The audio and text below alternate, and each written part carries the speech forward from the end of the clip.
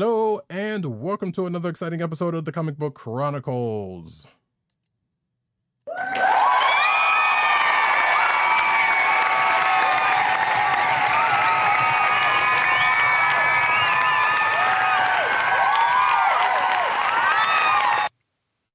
I am your host, Roddykat, and you can find me at Roddykat on Twitter. You can find me at NewsNewsNeed on Twitter. You can find me at CBCaps on Instagram. South Carolina with Columbia down the way. And sound effects you have heard come from none other than our man in Brooklyn, Agent_70 on Twitter and Instagram. What's up, everybody? Co-hosting from the borough of Kings, as always. Is Brooklyn in the house? Without a doubt. Hey, yo, Brooklyn is in the house, but for real, it's the same thing for myself here in the Northeast, as well as Roddykat in South Carolina with Columbia down the way. It's the same, just to different degrees. I really can't But stay. baby, it's cold outside. That's the truth, yo. Yes, indeed. It is it's cold. It is very, very, very, very cold outside. In fact, it's so cold that's out. You know, I was about to say, you know what they say up here. I don't know if they say that, if they say this down by you, but it's brick out. It is just brick. So yes, but only because we got it from y'all. We got that from y'all years ago, and not too many people say it, but yes, that came from y'all. And you know what's funny is that came about after I came of age. So I was kind of like not old when that came out, but I was just kind of like, oh, okay, that's the new thing. Yeah. So anyway, back to our quickie plug before we move on. Yes, the slang is real, folks. Yes, folks, this show is brought to you by the Coles of the Podcast Network, the CSPN.us. Do it today. It's exactly a joint effort. I said that last week with the Kliqs, but we don't need to go into all of that. But you can also find this here podcast on the podcast, your podcast personal place of choice, whether it be Google Play, Apple iTunes, aka Apple Podcasts, Spotify, or the Coles of the Podcast Network's SoundCloud page.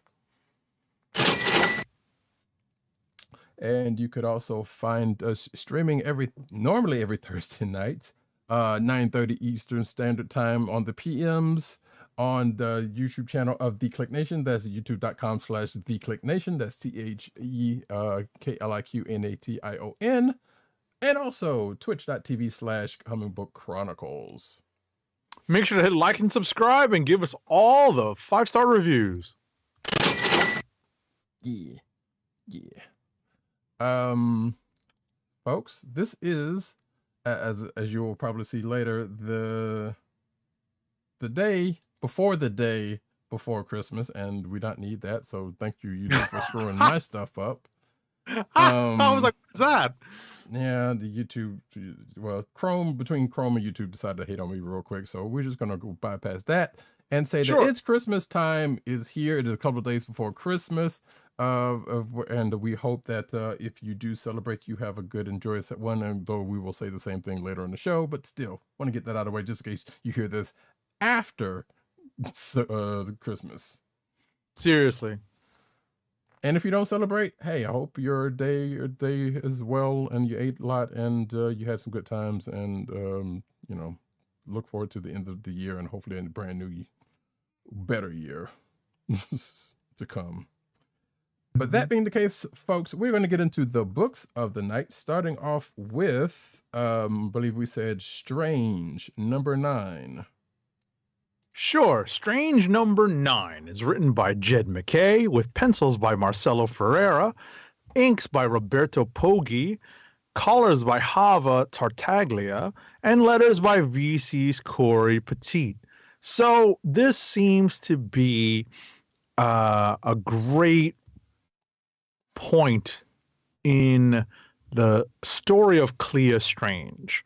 And I had one little bit of a nitpick, is that the base that they are attacking, you know, the location of it seemed so almost stereotypical now. It's like not the first time we've seen this particular base being situated in a particular way, being defended or protected by a particular way. And I was like, oh, Yes. okay, I get it, McKay. It's hard to come up with a new base. But at the same time, I was like, oh, didn't we just see this somewhere? You I know? believe it was Empire Strikes Back. Yes. Well, not even Empire. I but know, like, but I'm you know, yeah. you know. But yes, So, we have seen this base, in a base similar to this, situated in and outside of the MCU many a times. exactly. And hey, It's like, hello, Black Widow. You know what I mean? And yeah, exactly. And Civil War, and well, not Civil War, and Winter Soldier, I guess, and X, Y, and Z, and whatever else. But and Avengers, I guess. But yeah, hey, you know, just can't help themselves. What can I say? And there's also no place like home. So there you go. Just to go ahead and get that Right. out of the way. So, but yeah, Clea and the Harvestman, who we might as well go ahead and tell y'all, hey, guess what, folks? It's someone very familiar to her and some to you all. I guess without giving it away, even though it's already been given away. And if you're watching the cover, you kind of can tell who that is. If you're watching the video version, it's Stephen Strange, folks. Yeah. So yeah, he's dead but not dead. He's undead but not zombie. X, Y, and Z, and all of that. But yeah, shout out to Dolores Riordan from the Cranberries. Rest in peace. Because as soon as you said zombies, I'm like, in your head, zombie. Right. I didn't even think about that. That was a good pull. But yeah, so Clea and Steven are attacking this base up and away, and she's pissed, rightly so, for a couple of different reasons, in which she gets into through her own internal monologue. But we also reminded of how let's say flowery Steven's language can be when it comes to the ladies. Yep. So, but otherwise that we kind of get into them attacking the base and getting behind, or trying to get to the leader of this whole shenanigans and trying to take down the Blasphemy Cartel. And of course, monologues being monologues, and then the end of the book comes as they fight their way through to a certain point. And as I say in my notes, which doesn't necessarily have to be a thing, but I'm just going to say that he's back, and you might not know who he is, but you will find out next issue. There is a he that returns to the Marvel universe. If only in a different form. Yes, but also may also potentially be entering the MCU, if rumors are to be believed. I will say that. Now, granted, that didn't necessarily give the general audience an idea who that might be, but you know, you got to leave something. You know, the book just came out a couple days ago, so gotta leave something. Plus, I'm groaning because I was like, oh, why is this person back again? Whatever form they're in, you know. But that's just me. So, but otherwise, hey, it was a good issue. I enjoyed it. Well, what I was mildly disappointed by now, this is probably the penultimate issue of this series. That's what's strongly implied in the post, in the end of the teaser for the next issue. Is that the ending of this particular chapter in the story of Clea Strange is about to come about, and we're going to see what happens next in the Strange corner of the Marvel Universe. To which I think because I know we talked about the upcoming Jed MacKay led continuation of the Strange story, but not necessarily in this volume. Right, but I'm I know we announced that as a news story. Yes, but I'm thinking that I could have sworn I had it here if that wasn't it. But yes, there is a definite continuation of a sort coming. Well, maybe we did talk about that last week, and probably why I would have to look but I thought I had it in this week's news. If we had not, but regardless, so yeah, there may or may not be some news on that. We may have talked about it last week, and yeah, we did talk. Like that's why I remember. Like, there's going to be a new launch. I know that the March solicitations came out this week because I was messaging prior to the show with Roddykat about something that came out, some news that came out in the March 2023 solicitations. But ultimately, I think in some teaser news for those same solicitations, we found out that the Strange story will continue in a new launch of a #1 issue. So, we'll see how the upcoming issue number 10 plays out. And it seems like there'll be just a very short respite in between this volume and the next. Or they do something similar. It's like, nope, Klee is going to continue, and then there's going to be another side Strange book. Yeah, we did talk about it. I'm looking at the article right now. So okay, so good, right. good. Right. We don't know. That's the point. Yeah. We don't know. We'll find out next issue. Right. But that being said, like I said, I've been enjoying the adventures of Clea, even though she's kind of not necessarily singular in her approach, but what she's aiming to get out of it pretty much has happened, except for not in the way that can still have any resonance for her as she would want, I would say. Because there's still there's still an impending thing between them that they have to deal with, and whether as we said, that's going to continue into the pages of whatever that continuation is going to be, or they will have dealt with it by the time that happens. Because for all purposes now, it feels like it's just going to be putting things back the way they were from what we know about that new series. Right. We're like I've been saying, we don't know exactly how that's going to play out, but it seems obvious that Clea is going to remain a prime player in the Strange corner of the Marvel universe. Obviously, she was introduced into the MCU in one of the tag scenes at the end of Multiverse of Madness. So it's no surprise that the Clea character is going to remain, if not prominent, at least featured in the Marvel universe, the comic book Marvel universe, for the time being, going forward. Yeah. That being said, we can move on to another book. All righty, President Bartlett. What's next? How about we go over to the dark web and not the part of the internet that we're not supposed to? Rather, do we say which dark web book we're going to start with first? I think we're supposed to start in the reading order with Mary Jane and Black Cat #1 of 5. So this, believe it or not, folks, is the first issue of a 5-issue limited series that ties into dark web. It's written by Jed MacKay with art by Vincenzo Caratu, colors by Brian Reber, and letters by VC's Ariana Marr. So I'll tell you what I liked about this issue, and I'm going to tell you what I did not like about this issue. I liked that the art really did pick up in a very similar tone to the stuff that was it Perry Perez?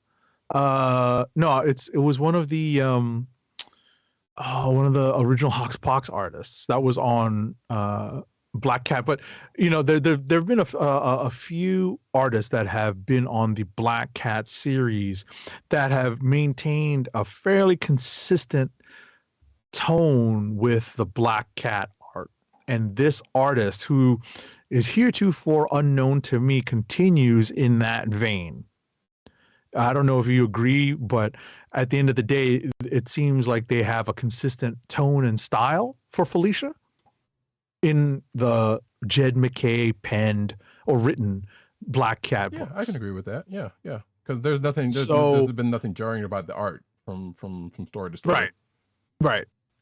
tell you what I did not like about this, because it sets up a mystery that harkens back to uh, uh, uh, a Spider-Man Mary Jane story that came out of like post One More Day, if I recall correctly.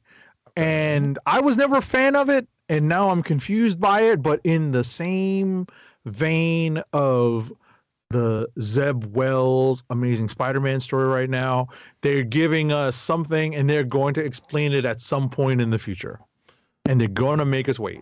You better, because I'm gonna be upset about that. So yeah, I tried to look up if we're on the same page about that part of what you just mentioned, because I've read about a couple of other characters that are similarly, let's say, themed with what the powers that show up here Right. happen to be, and I didn't know whether that was indeed from that or not, because I do remember something along those lines, but I don't remember anything after One More Day. So I barely remember One More Day. I intentionally don't remember too much from One More Day.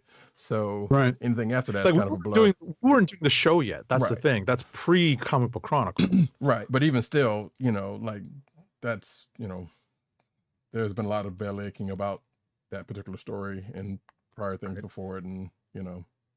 I mean, I was collecting Amazing at the time. Right. And I was just getting it just to get it, just to see where it went. But ultimately, I was not a fan of this particular aspect of the story. And I know that the writing team of Slott and Friends, I believe at that point, it was not yet primarily Dan Slott. I think there was a group of writers on Amazing Spider-Man, because they were putting it out like, I think 3 times monthly at one point.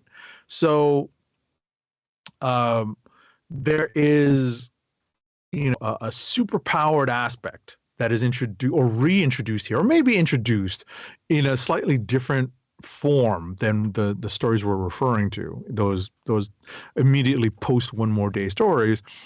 And I was not a fan of that. And I was not a fan of it being incorporated here. I'll be honest. I was very much turned off by that reading this. So I admit some slight curiosity, but my problem comes with the back end of the issue you have with it, in that they're fucking stringing us along again. Right. It's like, here's the deal. Here's what happened. We ain't gonna tell you why. Right, we're not gonna tell you anything. Right. It was like, okay, really? And this came out of, mind you, this is the first time we have seen, because we have had 15 issues of this volume, the latest volume of Amazing Spider-Man. Nothing. Yep. Nothing. And then all of a sudden, pow, this side thing from this event is where this thing kind of pops up. And I'm like, yep. Damn you all to hell. Damn you, Jed McKay. I love your writing, but damn you for participating in this BS, even though, you know, it's still story-wise, it's still pretty good for you know, for what it is. But the thing is, he's the Black Cat guy, right? I was about to say, hold your thought. He's the Black Cat guy. So in order for him to play with Black Cat and Mary Jane, he's got to incorporate this story, or this aspect of the story. So I don't necessarily blame McKay. I blame Wells. No, I blame him. he's party to it. I blame him. No, I mean, it's not serious, but yeah, we get another Mary Jane and Black Cat team up, which is cool. But yeah, that part where it's like, so you're just going to introduce this thing and not say one blessed thing about it, even calling it out during the course of the story multiple times. I'm like, just not going to say anything about it. I'm like, nope. And that's, I hate it. I hate it here. Yep. So, click of the week. No, I'm just kidding. Yeah. No, I was just gonna say, like, I kind of groaned even with the cliffhanger ending. I was just kind of like, oh, okay, you know what I mean? Right. Yeah. I understand why this character shows up, because it makes sense, given the nature of Dark Web and how it's tied into the previous Inferno storyline from the 80s. Blah blah blah. Yakety schmackety. I get it.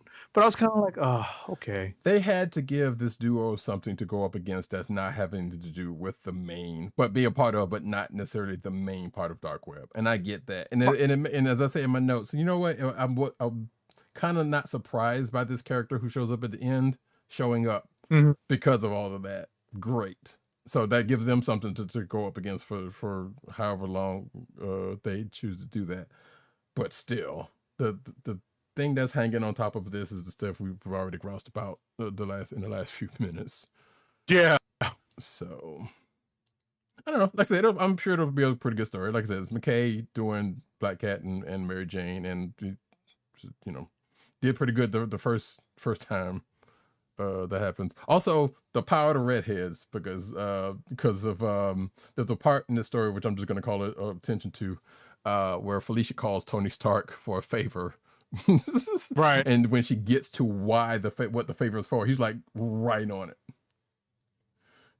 Pretty much. I mean, obviously it helps that, if you'd read some of that and some of those Invincible Iron Man stories. I know, but also still power to redheads. Right. So that's why I had a legit chuckle at that part of the story, at that part of the issue rather. But still upset about this other part. That being said, there's another backstory, not a backstory, but a side story we get at the end of the main story that has to deal with Felicia stealing what she believes to be Dr. Doom's mask. Oh, and right. And she not whips up a story. She tells of a story that of her going on an adventure through time and space that ends up in a poker game with some familiar folks. And there's a revelation at the end of that, which was actually kind of amusing though. So, and also, did you recognize who was that? I was about to say, did you? I'm sorry. I'm sorry to interrupt. Go ahead. I'll make my. I'll ask my question after you're done. I was about to say there's also a tease that one of the adventures that she goes on is apparently going to be told later. And anytime Jed MacKay has said that, it has come to pass. So I'm pretty certain we're going to see that particular adventure play out. Because this is not the first time he's done something like that, especially with Felicia. So, what were you going to ask? Did you recognize all of the people at the table? The art kind of made at least one or two people, kind of harder to make out, right? Mm-hmm. I was just asking if you knew exactly, because I was going to ask you. The way it was written. I was going to say the way it was written is that they were all heroes. Mm-hmm. So obviously two are obvious. It's the other two that I had questions about. So yeah, I'm not sure either. So like I said, I was going to ask you. That's funny. Yeah. Because at first I was like, that can't be Tony Stark in a hoodie. You'd be like, no, there's no way. It's not a hoodie. It's just a cap. And I'm like, who is that? And are we supposed to assume that's MJ? Right. Or another redheaded hero? You know what I mean? Like, who could that be? But, right. Well, you know what I mean. That's the point. It's like it's indistinguishable and it's tough. That makes it tough. Anyway. Yeah, I don't know. Yeah. Although, I kind of wanted to... I was going to say, I was ready to move on, but go ahead. I'm sitting here looking at it now, and I'm like, yeah, the redhead, definitely, I'm not entirely sure who it is, but the dude in the capo, because when I first saw it, I was like, Jake Lockley? Which, potentially could make some sense, but not, because since Jed MacKay's written Moon Knight, but at the same time, like, that kind of doesn't make any sense. But at the same time, yeah, I don't know. I guess we'll find out at some point. But the next book we're going to talk about is in the Dark Web story. Dark Web, Ms. Marvel, number 1 of 2. This is only a 2-issue limited series. It's written by Sabir Pirzada with art by Francesco Mortari. Colors are by Proto Bunkers Dono Sanchez Almara, and letters by VC's Ariana Mar. And I'll let Roddykat take the lead on this book. So we were talking about this before the show happened, and I'm just going to say it again. That one, glad to see Ms. Marvel and Kamala show up pretty much anywhere. We did have questions about her part in Amazing Spider-Man. And as I think I've said last week, I'm still not sure if this is going to be enough to warrant, anything significant of her being here. Like because I appreciate any and all sightings of significant stories of Ms. Marvel. But if they're just using her just for some side stuff, just to sell more books, as might have been hinted to, I'm going to be upset about that slightly. And I know that sounds contrary to what I just said prior to that, but there's some reasoning behind it. Uh-oh. What?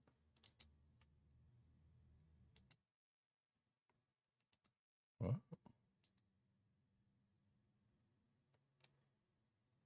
Okay, that was weird. Did you freeze? You froze, and then Skype just kicked me out of the call. Oh, wow. So I don't know what just happened there. Sorry about that, folks. Because all I saw was still moving.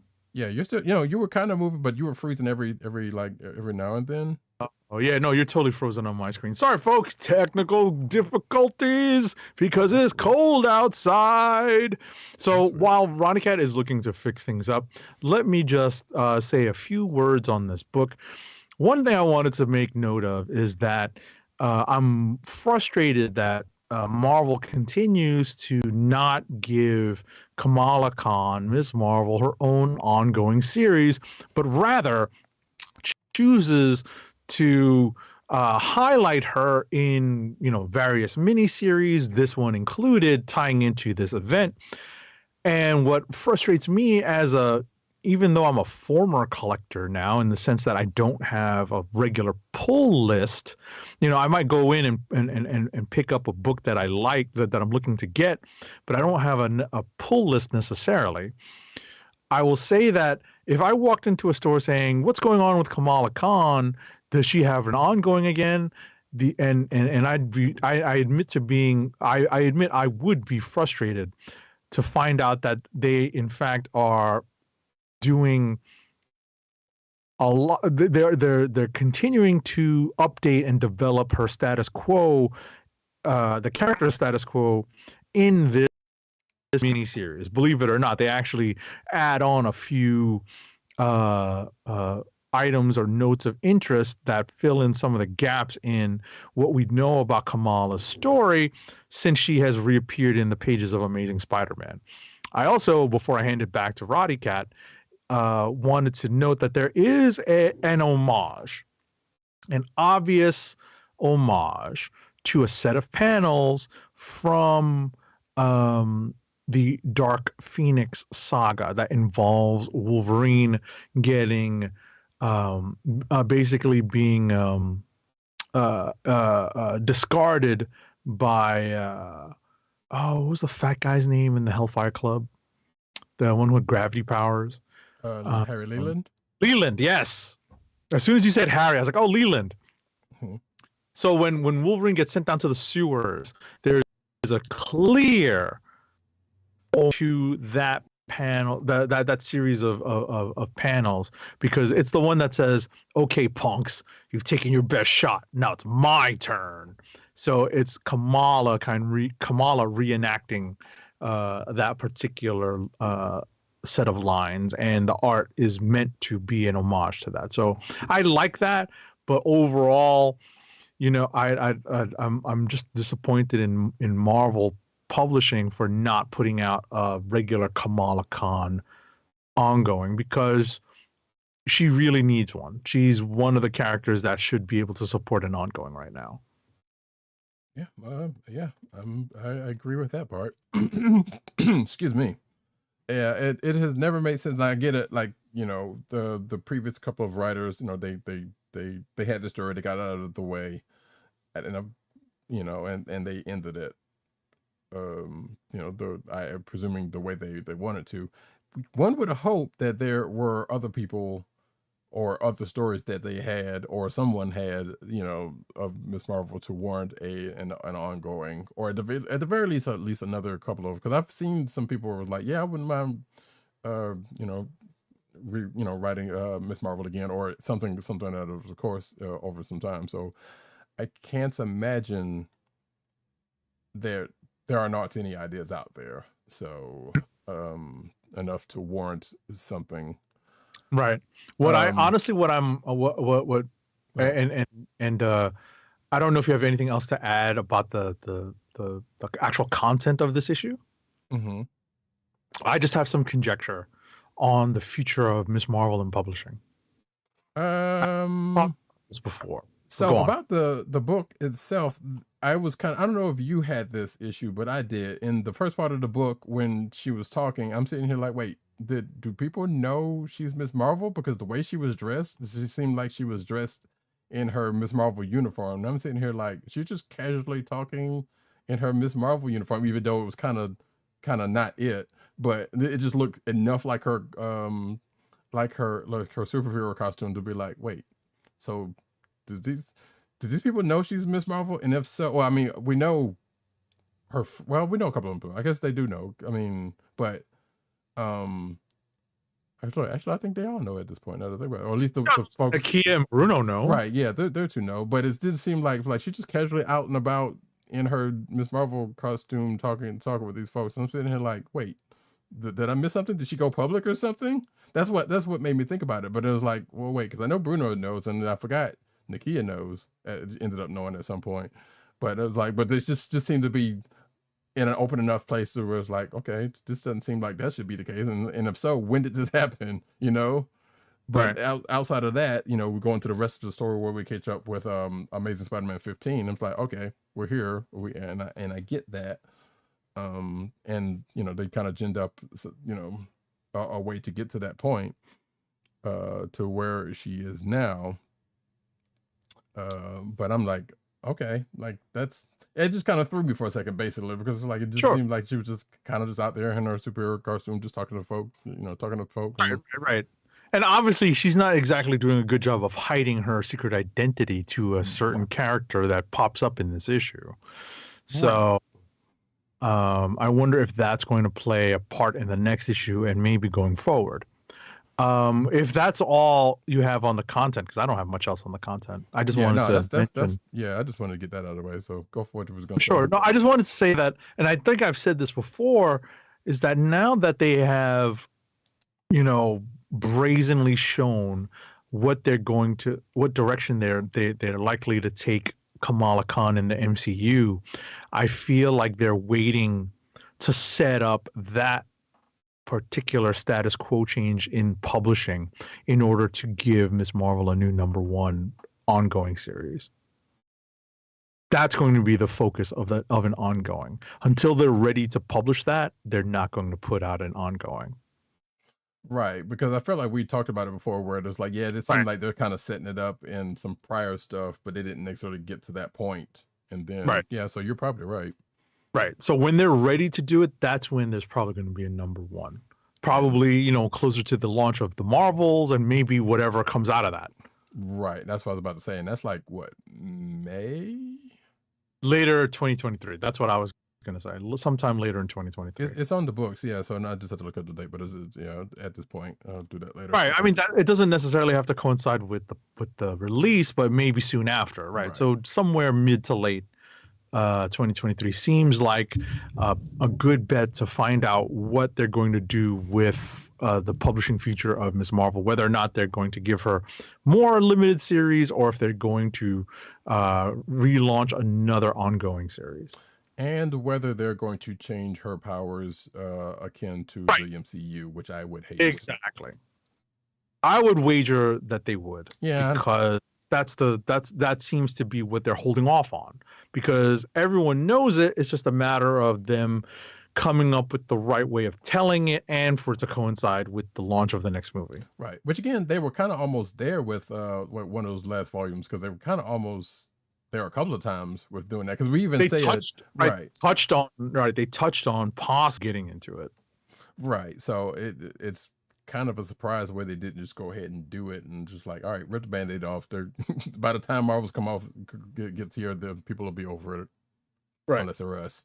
But that being said, we're on a wait and see on what happens with that. Do we want to do one more book? Or want to just go ahead and straight on into Rapid? No, we can do rapid fire, because at the end of the day, we still have a few books in common, but we still have a few books each that we do not have in common. So I will spin up the minigun. I ain't got time to bleed.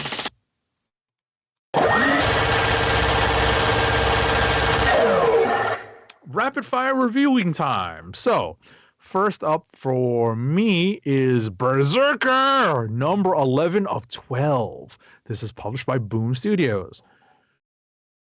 It's written, of course, by Keanu Reeves and Matt Kindt, with illustrations by Ron Garney, colors by Bill Crabtree, and letters by Clem Robbins.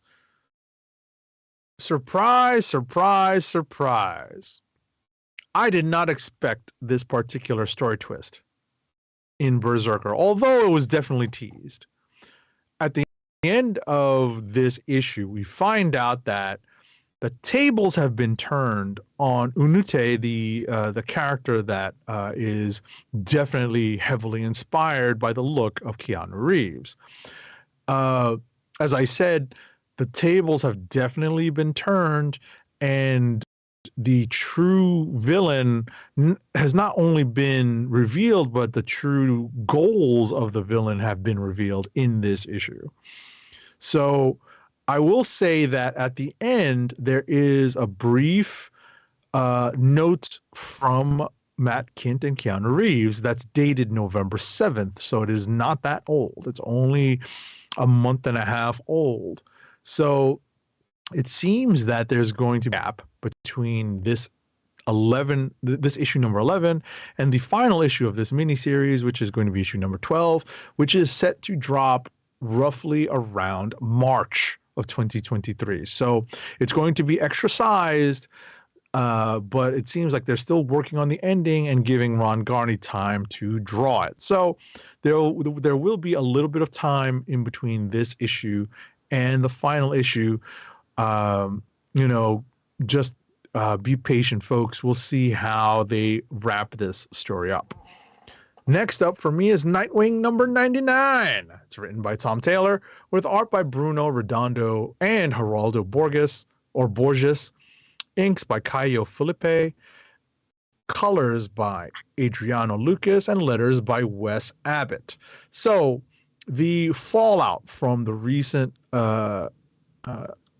takedown of Blockbuster in Bloodhaven continues, while Nightwing and a newly discovered familial relation continue to evolve continue to see their relationship evolve.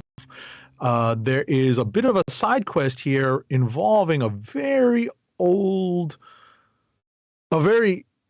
one of the original components to Dick Grayson's origin story. I'll put it that way without spoiling it. Obviously, this character and the character's name has been a constant in this volume of Nightwing, or at least in this portion of Nightwing that introduced this familial relation.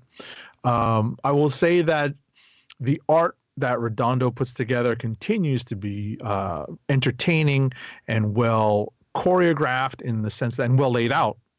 When I say choreographed, is because Bruno Redondo has a knack for doing something very Spider-Man-esque with Nightwing by laying out an entire page and drawing multiple images of Nightwing, bounding across the page, doing acrobatic combat.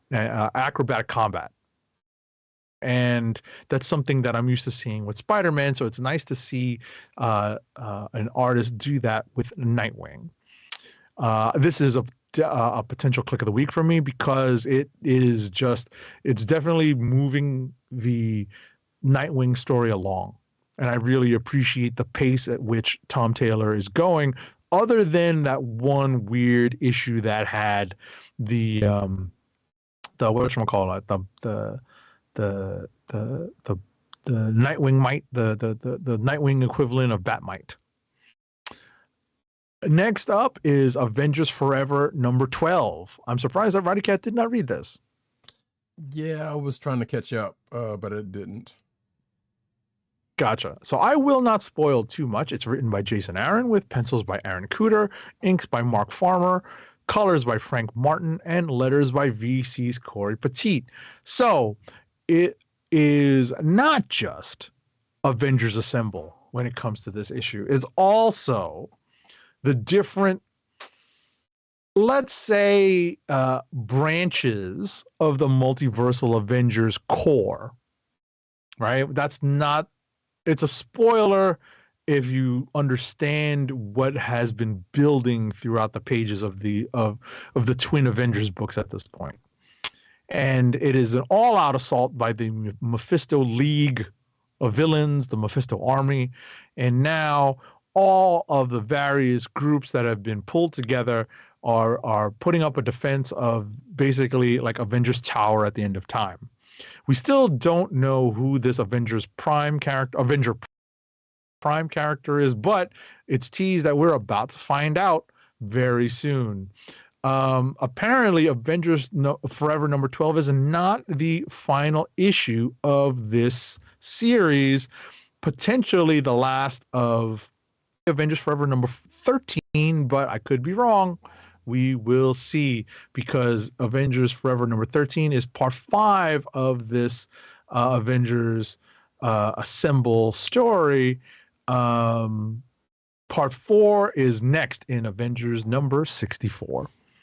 Wait, I thought there was supposed to be like an Avengers Assemble Omega book that's supposed to end it. Right.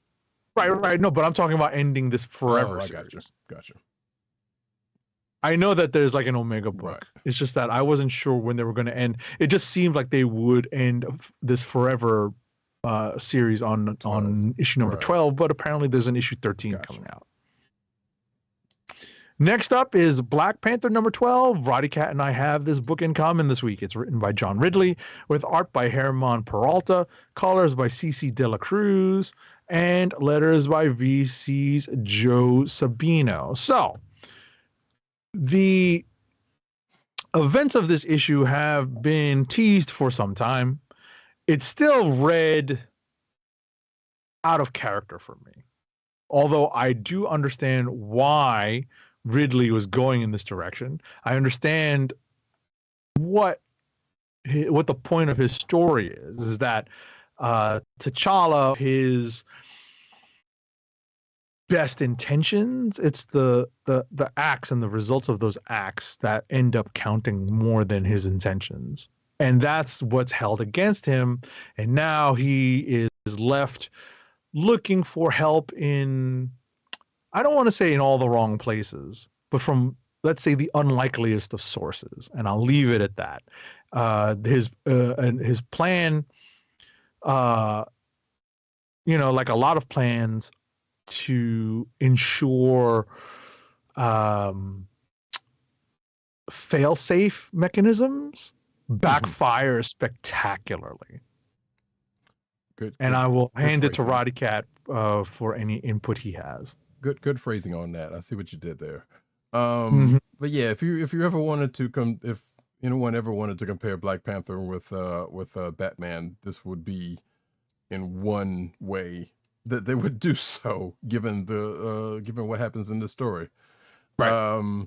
Because apparently his boy is like, oh, I thought you wanted this. Wink, wink. Not when you were winking and nodding, I thought you meant this, and not because you were winking and nodding because you probably had something in your eye or something, something actual. I thought this whole thing, which blossomed into this whole thing that I cooked up because I thought that's what you wanted.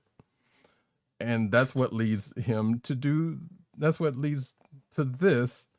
And I don't just, because there's a couple of things I want to say, and I know it's going to cause some people to be upset, but I don't really care. There's nothing wrong with it. Just say it. Well, no. Let me say it first, then I'll say it. But because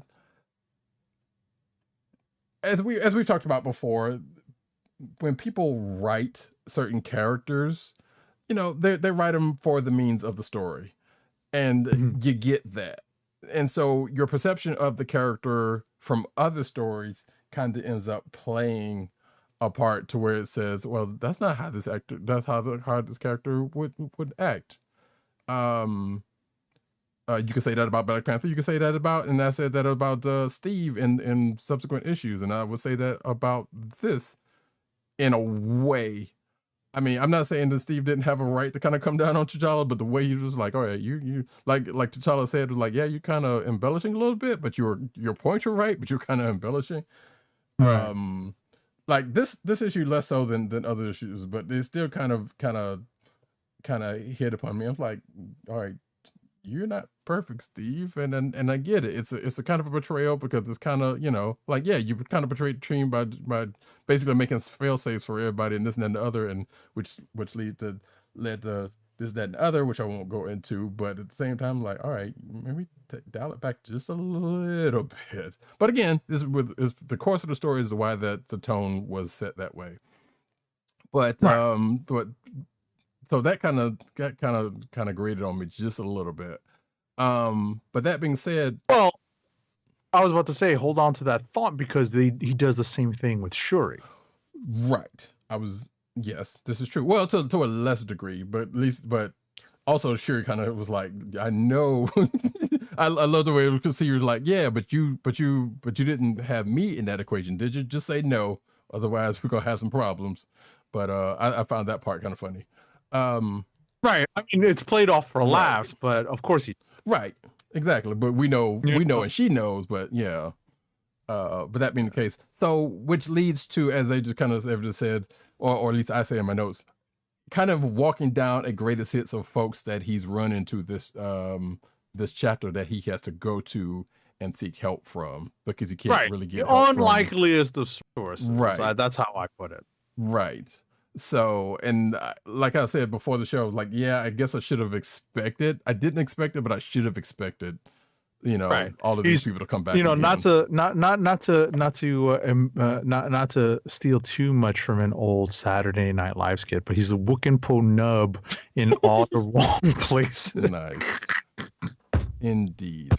But yeah, that's goodness gracious. But that's right. Like I said, I'm still kind of seeing where this is going. There's a couple of cute bits in this, but at the same time, it's like, yeah, okay, we've seen stories like this before. Like I said, the aforementioned Batman one, Tower of Babel, I believe, was kind of similar, probably. Right. But Right. I just kind of groaned at the end of this issue. I was kind of like, oh, so that's how we're bringing in these characters, So, maybe it'll be something good. Maybe he's gonna wow us with something new. I doubt it. But, we'll see where it ends up. And that's pretty much all I got to say. All right. Next up, and the last book that we have in common is X-Men Annual #1. Surprise, surprise, surprise, folks. We actually read an annual that carries a little bit of weight to it.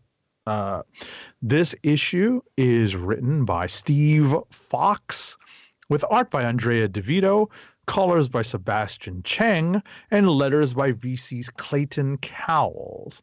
So, surprise, surprise, surprise.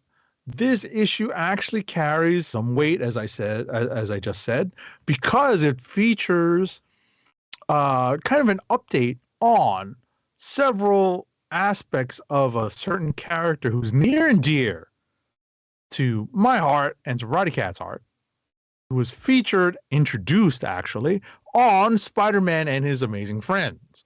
They even make a joke in this that we kind of, we would have made ourselves. That Forge actually makes this joke right away. He's like, oh, maybe Spider-Man called. And which kind of bugs me, because to them in that other dark web issue, and they're just like playing like they're not friends. You know what I mean? Right. Well, I feel like, yeah, I think probably the people on that corner and this corner were not talking to each other when they scripted these books, probably. So that's the only thing I can think about that. But at the same time, I still agree with you what you're saying. So, also, there was a couple of Avengers digs in this also right off the bat too, by the way. Well, I mean, because at the end of the day, I kind of get that, because that's really one of the things that rang true to me in this, and the whole kind of controversy behind Angelica Jones being, pushed forward front and center to the frontline team of X-Men, to the main hero team. And I understood the resentment that boiled up from literally the Hellions, right? The characters that were introduced, that she was introduced alongside many, many moons ago. when her publishing debut occurred. So that made sense to me. That rang very true to me. I thought that the story with one of the characters that's featured here, who is mainly an Avengers villain and was unknown, like his status as a mutant to me was not known. I totally forgot about it. Know that? No, I did know that. So you knew that, yeah, and you forgot about it? I didn't come even up know before, it. but I totally forgot. I was like, dang, that's right. He is one. He is a mutant. I just thought he spun. But anyway, at the end of the day, this issue has like a couple of fun cameos. Like Miles actually shows up for like a hot second for no reason. There's some fun Mojo stuff in here because of course it's an annual, and that's when all those Mojo things happen sometimes, right? And ultimately, at the end of the issue, there's a little bit of come together right now over me. Shout out to the Beatles. And that's where so we get a little bit of that at the end. But I like it. I like that they took this annual, something that we had all been kind of thinking about, but had not been like a front burner issue. Right. They took the time in an annual to really flesh it out. Yeah, agreed. It didn't necessarily bog down, the ongoing X-Men story to address this. So I like that use of the annual to tell the story. Yeah. Do you have anything to add? I was about to say on that, I think this seemed like a thing like they didn't want to put in the regular books because it was like, well, we got this annual, coming out, so we might as well use that as a vehicle for this potentially side story that they didn't want to, unless, like, I can see it if like something here was going to play a part, in the X-Men, in the regular X-Men book, that was going to be of a major concern or a major arc, but because they put it in an annual, I think that's probably why they did it. It was like, nah, this doesn't necessarily need to be in the main book because it's once it gets past this, it's not really going anywhere, that needs to be addressed any further. So they just put it in the annual. But nevertheless, that doesn't make it any less fun because I enjoyed this. This is actually a potential Kliq of the week for me. Because, same. Because it was pretty fun, and it harkens back to Angelica's early publishing days, which luckily I think I remember reading. And I'm sitting here when the Hellions popped up, I was like, you know what? It's been years. Get over it. That's what made me think. I mean, it's been years for us. True, right? Well, it's been years, some way, shape, or form here too. But at the same time, yes, I get what you're saying. Yeah. It hasn't been as long as what we know it to be. Right. I'll tell you that I appreciated it because they definitely, Fox definitely covered some of those aspects of Edge past that had been touched on in the main X-Men book, especially when, in the Hellfire Gala, people were shocked that she was put forward as a member of the hero X-Men team. And in subsequent X-Men issues, they have mentioned it here and there. So I'm glad that, they really took the time to flesh out all of that, including her time as an Avenger, including her reticence to be even acknowledged as a mutant, and the fact that she was still using that same Hank Pym designed circuitry suit since Hank Pym has gone super duper Ultron bad and evil. Which got mentioned. Right? I'm like, yo, that is from 1998. I mean, where was she going to get new suits from? I mean, it was not like she's, she just pretty much embraced Krakoa. So, Jumbo wasn't, she wasn't around for Jumbo. I know, but I'm like, yo, Stark couldn't come up with something, they couldn't, Reed couldn't come. That's the thing. Angelica had been, at least not cured, but definitely had received this treatment that would help her with, like one of the problems she had with her powers. Right. And I appreciated that, but I'm like, yo, that was 98, right? 96, 97, something like that. Yeah. When they executed that, and this is like the Perez Busiek Avengers when they did that. And that's still going on, that hasn't been updated at all. Well, and I guess that's why they chose to address it here. Yeah, I guess. I Because guess. I'm trying to remember, because I think we've seen the suit in the main book. We just didn't know, she got on the team and then she had the suit. I think I had to go back and look at the recent issue. Well, you know what it but- is. At the end of the day, it was like an undersuit that she Right. had worn other things over, right? Like in other appearances, like I think she was like with the like during Civil War and all that stuff, like all those any appearances that she made after that, after her initial run on the Avengers, any costume that she had had this particular suit of circuitry underneath. Right. So that's what we were told. But I just think that I can't believe that it's been that long. Yeah. Like that's again, folks, I apologize. I always make fun of it, but you know what? It's always true. Now here I am looking for my sound effect, but here it is. Boy, I'm getting too old for this shit. Indeed. All right, last up for me is Gun Honey Blood for Blood number 4 of 4. This is the last issue of this Gun Honey miniseries. It's written by Charles Ardai, with art by Ang Hor Kang, with colors by Asifur Rahman, and letters by David Leitch. So, in true noir fashion, the characters, the antagonist that was introduced for the purpose of this miniseries and the protagonist have come to a head in this issue, and they duke it out in relative stages of undress. The story is kind of flimsy, but at the end of the day, it sets up the next installment. So it serves that purpose. Is there much of a story? Meh. It's still entertaining. I like that. The story continues to move forward, and it does seem somewhat cohesive. As long as you remember where this character started from and where the character and her former colleague / handler are now going. So you can see the progress that these characters are undertaking. But ultimately, we'll see what happens with the next adventures of Joanna Tan in... Hold on. There is a notation that at the end of this issue that this character, that Joanna Tan will return at the end of 2023. There's going to be a tie-in book sometime in the middle of 2023 with a different character, but ultimately what we're going to... Oh, wait, hold on.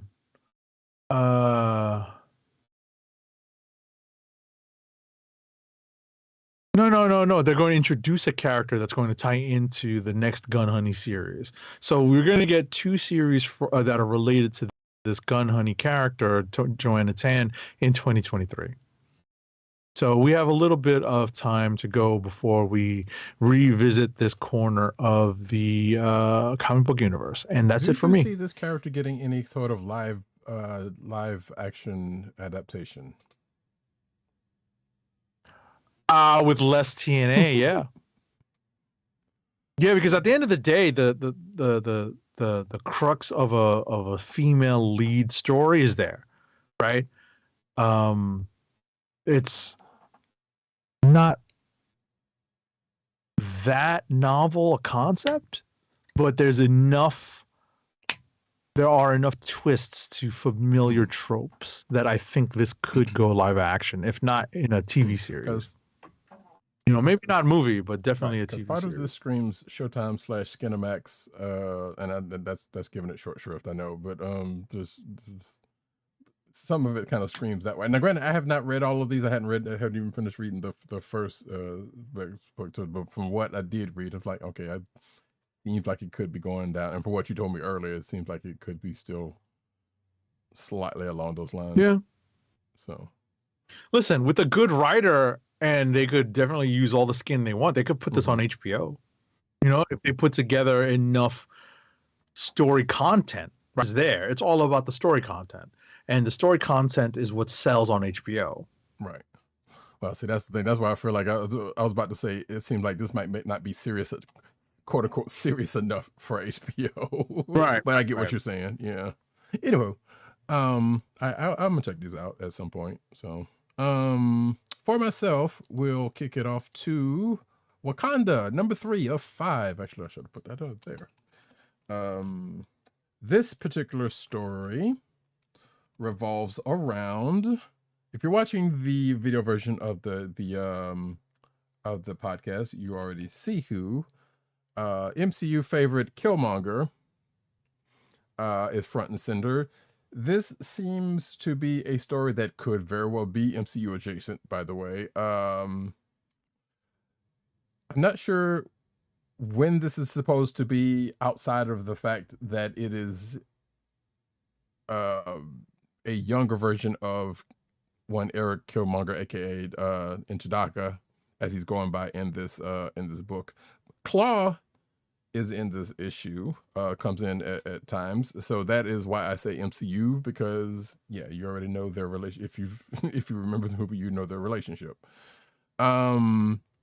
So basically, it is Killmonger and a crew climbing a mountain to reach the top for one of two reasons, but they also have a side goal of let's say cleaving off the weak links in the chain. And it is implied this is potentially where he may have gotten the name Killmonger from, which I won't go into how that comes about, but that's what the story seems to be implying coming out of it. Like I said, the Claw stuff is kind of like a side, because basically he and the other folks are working for Claw, and Claw kind of set them up to do a thing while they're doing this other thing to get to the top, to reach a certain thing, of which I thought was one thing, but was something else, but something related to the thing that I thought it was. So it wasn't terribly far off of what I was thinking, just not what I was thinking. But nevertheless, like I said, this seems to be a MCU adjacent version of a Killmonger, a younger Killmonger story, which I'm like, it is what it is. But being that it is in comic form, it's quote unquote canon, I suppose. Now, I don't know. And the back up story is still continuing the history of the Black Panthers. And I forgot to give the creative team of the main story is Hochi Anderson. We're doing the writing, pencils by Sean Hill, inks by LeBeau with Keith Champagne and Waldron Wong, color artist Andrew Dalhouse, and for the backup, the writer is Evan Narcisse, art by Nacha Bustos, color artist Jordi Belair, and letters for the whole thing by VC's Joe Sabino. Next book for me is excuse me for a second. Teenage Mutant Ninja Turtles Saturday Morning Adventures number 3 of 4. It is written by, the story is by Eric Burnham, art by Tim Laddie, colors by Sarah Meyer, and letters by Jake M. Wood. This is another one-off story, in the vein of the 80s cartoon, which was not on Saturday mornings, probably was for some people, but not for most. In this particular issue, Casey Jones gets superpowers, but those superpowers kind of somehow it's tied to the city's electrical grid, and so the turtles have to figure out how to, relieve Casey of said powers. And of course, April O'Neil is also on the case.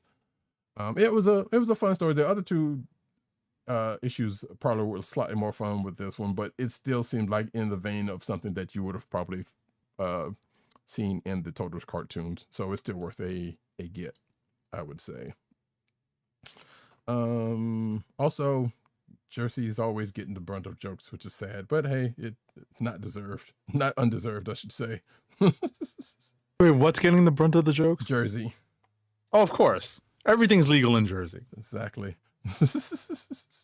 Or as if this book would tell it, illegal. But Right. and the last book for me is Batman, Superman, World's Finest number 10. Bing. There we go. It is written by Mark Waid with art by Dan Mora. Wonderful art, by the way. Colors by Tamara Bonvillain and letters by Steve Wands. I love Dan Mora's art. In this issue, the Joker's trying to get some information from the recently kidnapped Boy Thunder, the not known before now former sidekick of Superman, or I should formerly known, not known before now, sidekick of Superman before now, I should say. And of course, Batman and Superman and everybody they have with them are pretty much trying to hunt them down. And you know of that group who's going to find a clue to find them. And on the other side of this, we have the Joker's accomplice, the Key, who again is a villain I don't know of, but I know Agent 70 has some familiarity with, more than I do at least. Kind of get something out of this in during the course of this issue. But of course, you know, being the type of story that is, it doesn't quite play out like Jason Todd, because this sidekick does not have well, one, this sidekick is not human, first of all, so it doesn't quite go the way of Jason Todd, with the exception of the fact that well, you know, he's young and he's just been in captivity until later on in this issue, which kind of brings out some comeuppance, but also starts something else that I'm sure they're going to get into next issue. But also, well, and there's also a time jump at the end of this, which I'm hoping they're going to explain this, and maybe this is going to be somebody that is more known in the DC universe, but I don't doubt that. But I do continue to doubt that. So we'll see. Because it kind of left me with questions, because I have no idea who this character is that showed up at the end. But it is implied who it was from this book and what I just said. So we'll see. And that is it for me. Kliqs of the week. Kliqs of the week. We didn't get anything from our dudes, from other dudes. They're probably out enjoying their families and right. I mean, things turned out a little different schedule wise this week for us folks. That's why we are broadcasting on a Friday.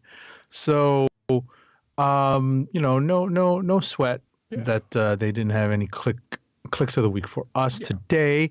But we have our own. I can tell you that I am in between Nightwing number 99 and X-Men Annual number 1. How about yourself? I knew one of them was going to be. I didn't know the founder was, but like I told you before this show, I had an idea of one of them. For me, it is out of X-Men Annual number 1, which I kind of wish they would go the DC route in annual numbering, as in like putting dates on them.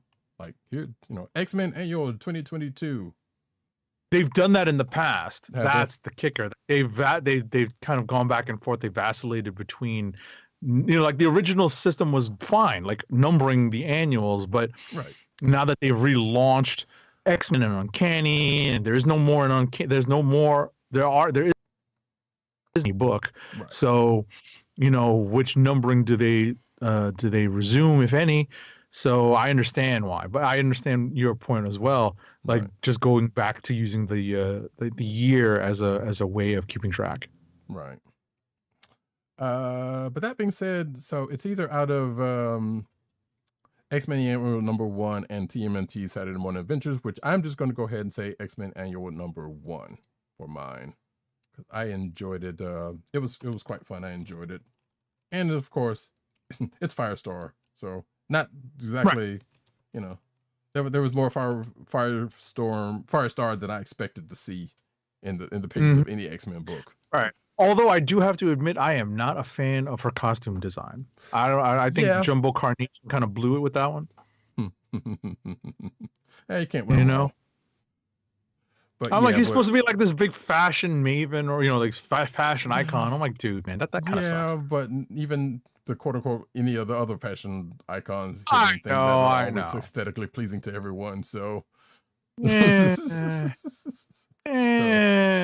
anyway, I think I'm going to diverge actually and go with my other pick, which is Nightwing number 99, because it seems like they are setting things up for a like a big issue number 100 thing. So shout out to Tom Taylor, Bruno Redondo, and friends for continuing to make Nightwing a very strong book. Yay.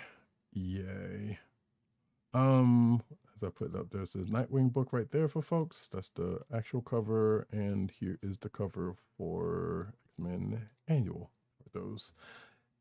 So we're about to get into the news. So let's, before we do that, get into one ad read.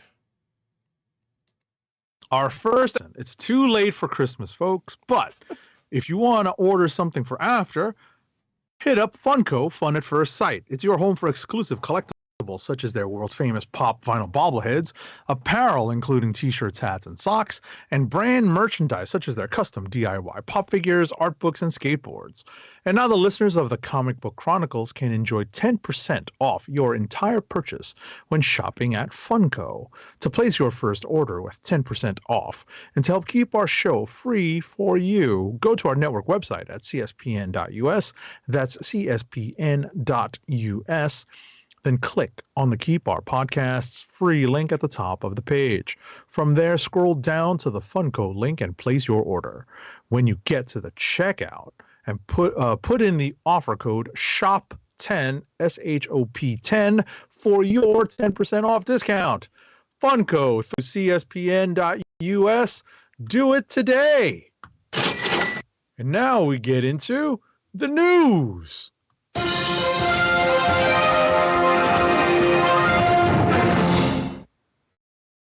Cinematic news, as we do about this time at, I'm not going to say the time date, but forgive me, folks. I'm doing a couple of things at once. Guess what, folks? The first teaser for the Barbie trailer, as according to the article, shows that Life is Plastic is fantastic. You know the song. It was bound to happen. Even if it's not going to happen in a movie, it was going to show up somewhere. So yeah, there was a teaser for the Barbie movie, and it's evocative from another old classic movie. Whether it does that evocation quite right, who's to say? I mean, quite well. You have to judge for yourself. But it's out there, folks, in all its splendor, glory. I don't know what to call it. It's a thing. We're getting a Barbie movie. Go figure. Next up.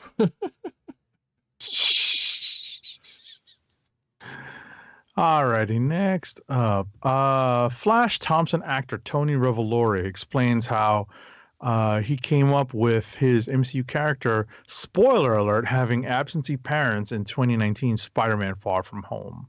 So he's the one that actually pitched the storyline that Flash Thompson in this version would have absentee parents. That's interesting. There's a part of me that's like... He did that in an interview with the Hollywood Reporter. I'm sorry, go ahead. I was about to say, there's a part of me that thinks...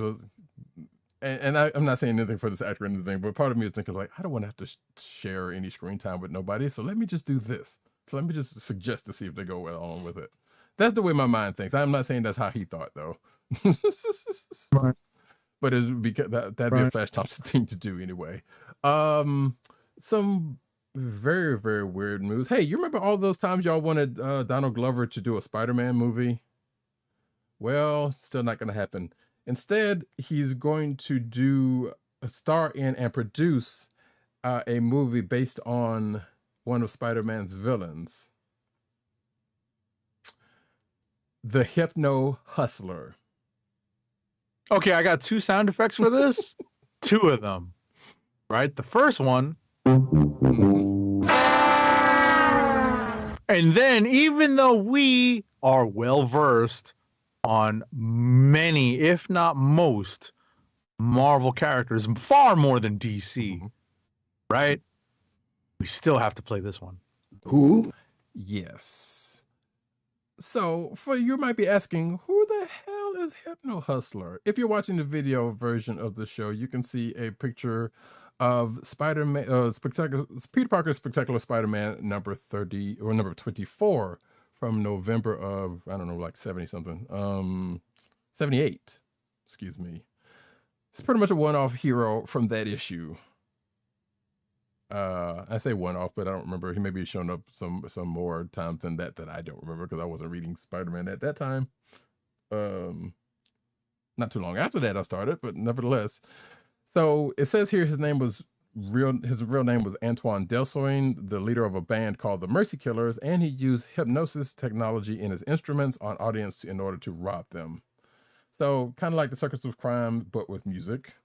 And I'm pretty sure there's some other music-based villains that have also done similar things, but nevertheless, this is one in the Spider Corner.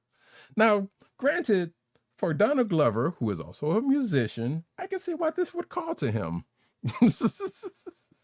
Because people have been wanting him to do, Miles, but he's getting a little old, maybe an old version of Miles. He could definitely do like the end version of Miles Morales, as most, as some people have wanted him to do, or as the Spider-Man movies have kind of put out there, his uncle or Aaron, could have kind of kept on that line. They still probably could. I don't know. Right. Yeah. They still could, right? They haven't, but it still could. But this is the one he wanted and he's been wanting to do a Spider-Man movie, and I think he's been wanting to do Miles for a good long time, but they was like, nah. So this is what we're getting. Seems to be getting, folks. Hypno Hustler. Yeah. It says here that is there a date? Now, obviously, Spider-Man's got, for better or for worse, a lot of villains that they could play with. They've already done the bulk of the good ones, so I guess you gotta pick from the rest of the litter. And I mean that in the trash sense also. Right.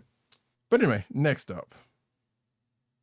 Next up. So, Thor Love and Thunder, believe it or not, had some unused Galactus concept art that could have introduced the antagonist to the movie. So, who is this? Anthony Wynn, I guess, is a concept artist. Revealed some unused concepts on his website that shows off storyboards. So it'd be, it's just obviously they introduced several ideas in Love and Thunder that may or may not return in the MCU, but I'm kind of glad they kept Galactus out. Right. I feel like if we're going to see Galactus, we need to see that at the very least in a Civil Service story or a Fantastic Four story. Exactly. So yeah, it's good. Now maybe if they would have shown his horn, like he would have been one of those outside Celestials that would have been peeking in, and omniscience. Oh, you mean like the that. helmet, like right. the like the prongs horns of the helmet? Yeah, I got like you. maybe, but even still, like no, sure. I think they did well to cut that. Yeah, I think so too. Yeah, speaking of storyboard scrappings, Doctor Strange 2 scrapped a major Iron Man villain from the Illuminati. So, yeah, I think this is the same storyboard artist, actually. Posted a plethora of storyboards from their personal site, including one showing Obadiah Stane / Ironmonger as a member of the Illuminati. Standing beside him are Peggy Carter, Maria Rambeau, and someone who appears to be Bard of the Brave, who was confirmed to have been cut from the film. Which kind of would make some sense, I guess, given what we got, because somebody had to make the armors that were kind of running around there, It wasn't made in a cave with scraps. But You know, I think they went another way with that, and I'm fine with that. Wouldn't mind seeing Jeff Bridges with a bunch of scraps. I mean, even though his you know his character met an end at the movie, much like the character, they could have brought him back in the you know, in the multiverse. Still can, I guess. Next up, working title. The working title of the upcoming Thunderbolts film features apparently some extra crunch to it, thanks to a famous fruity cereal, according to some reports. An exclusive from the Cosmic Circus sites, sources who say the working title for the MCU movie, the Thunderbolts movie, is Oops, All Berries, referencing the Captain Crunch cereal. Okay, it's a silly name on its surface. The report points to a possible Agents of S.H.I.E.L.D. connection that may have been the motivator for creating the cereal-inspired working title. Okay. Yeah, I'm sitting here. As soon as I saw this, I'm like, what connection would that be? Now, granted, there's still a couple of seasons that I haven't seen, but maybe it was one of those seasons that did it. But right. But in the article, it does mention that Phil Coulson, played by Clark Gregg, apparently was a fan of the cereal because he ate it during the season 5 episode Rise and Shine. And that's one of the seasons, because I think I stopped at the end of season 4. Matter of fact, I think that's when it stopped being on the air. I stopped long before that. Yeah, it was all right. Show was all right. It had its own thing going on. I was actually kind of waiting for them to put Coulson back in the proper in the MCU movies, but they never did. So instead, they was like, nope, we're just cutting these folks out altogether. And they got rid of Mockingbird, so that kind of pissed me off. Anyway, we don't need to talk about that right now. That's another podcast. Right, because they were trying to launch with the other guy, Hunter. They were going to put them in their own series, and that never happened. So, and she's moved on because I think she's on the Orville now. So, anywho's, Disney Plus 2023 teaser shows quick looks at Loki season 2, Ahsoka, and Pixar originals. So I didn't see this teaser. I just know it because of this article came out, and also the Bad Batch is coming. The Bad Batch season 2, excuse me, is coming out in like 2 weeks. So yeah, like right after the new year. So yeah, it's a 30-second teaser, but it apparently has a lot in it from the aforementioned stuff and some other things that this article is mentioning. So. And says very, very short glimpses of American-born Chinese, Crater, and the Bad Batch season 2. Which, by the way, if you clickbait section, there is an article that I think talks with Jean Luan Yang about American-born Chinese. If you are interested in that, because I know we've talked about it before. Next up, James Gunn is promising to balance his DC universe with popular and obscure characters. The new co-CEO of DC Films responded to a fan question on Twitter about his plans for the DCU slate of upcoming projects. When asked by this Twitter user about what he would focus on, Gunn promised the best of both worlds, apparently, saying, "We'll be focusing on the most well-known and some lesser-known characters simultaneously." Yeah. Okay, good luck with that. Hey, look, Marvel's kind of been doing that off and on, so it could work, but right, I don't know. We'll see. The Flash movie cuts 2 major DC cameos, to which I still say, cut the actor playing the Flash and keep the rest of the movie. How about? Just cut the whole thing, damn it! On my Reddit, so yeah, that is an option, but I don't know. The movie doesn't have to suffer for that fool, but apparently they don't care one way or the other. Either way, so yeah, y'all know about the other stuff. Gal Gadot and well, actually, this is kind of a part of that. Gal Gadot and Henry Cavill were both supposed to cameo in the Flash movie. They are no longer doing so, and we've already talked about the ongoing situation with Henry Cavill. But he's going to be all right, apparently. He's got 40K reasons not to be worried about what's going on in DC at this point. So, yeah. I mean, James Gunn running around like all... oh, man, I was just looking for this sound effect, and I'm like, where did I put it? I apologize, folks. I thought, oh, here we go. He's all doing this. Yeah. Yeah. And of course we know about the situation with Wonder Woman 3, so, or at least for now. So yeah. Yeah. There are, as we talked to before the show, there were people that are on the side of James Gunn and even going so far as defending him, but their movies are not up for cuts. So weird how that works. Coincidentally. Next up. Speaking of Shazam! Fury of the Gods director Sandberg has an intriguingly unflattering description of the world's mightiest family regarding their apparently well-intentioned superhero endeavors. So as I said earlier, sometimes it's not about the best of intentions, but it's about the results of the action. So basically he says that these kids have been all superheroes for a while. They're trying to stop crime and save people, but they're just not very good at it. The city has dubbed them, oh my God, the Philly Fiascos. I mean, it's Philly. They don't deserve better. Oh, shots fired! Shots fired! Shots fired from, you know, from New York City at the city of fake brotherly love. Oh, some more.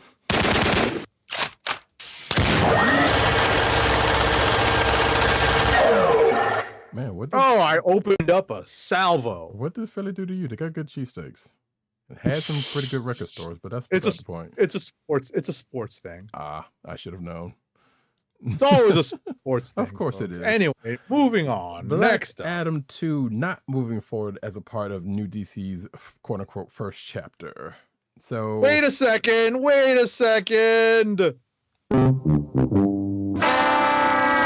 I love how the hierarchy of power has been changed. So I was going to mention that because I love how articles have been using that for like just go taking that into the ground with that.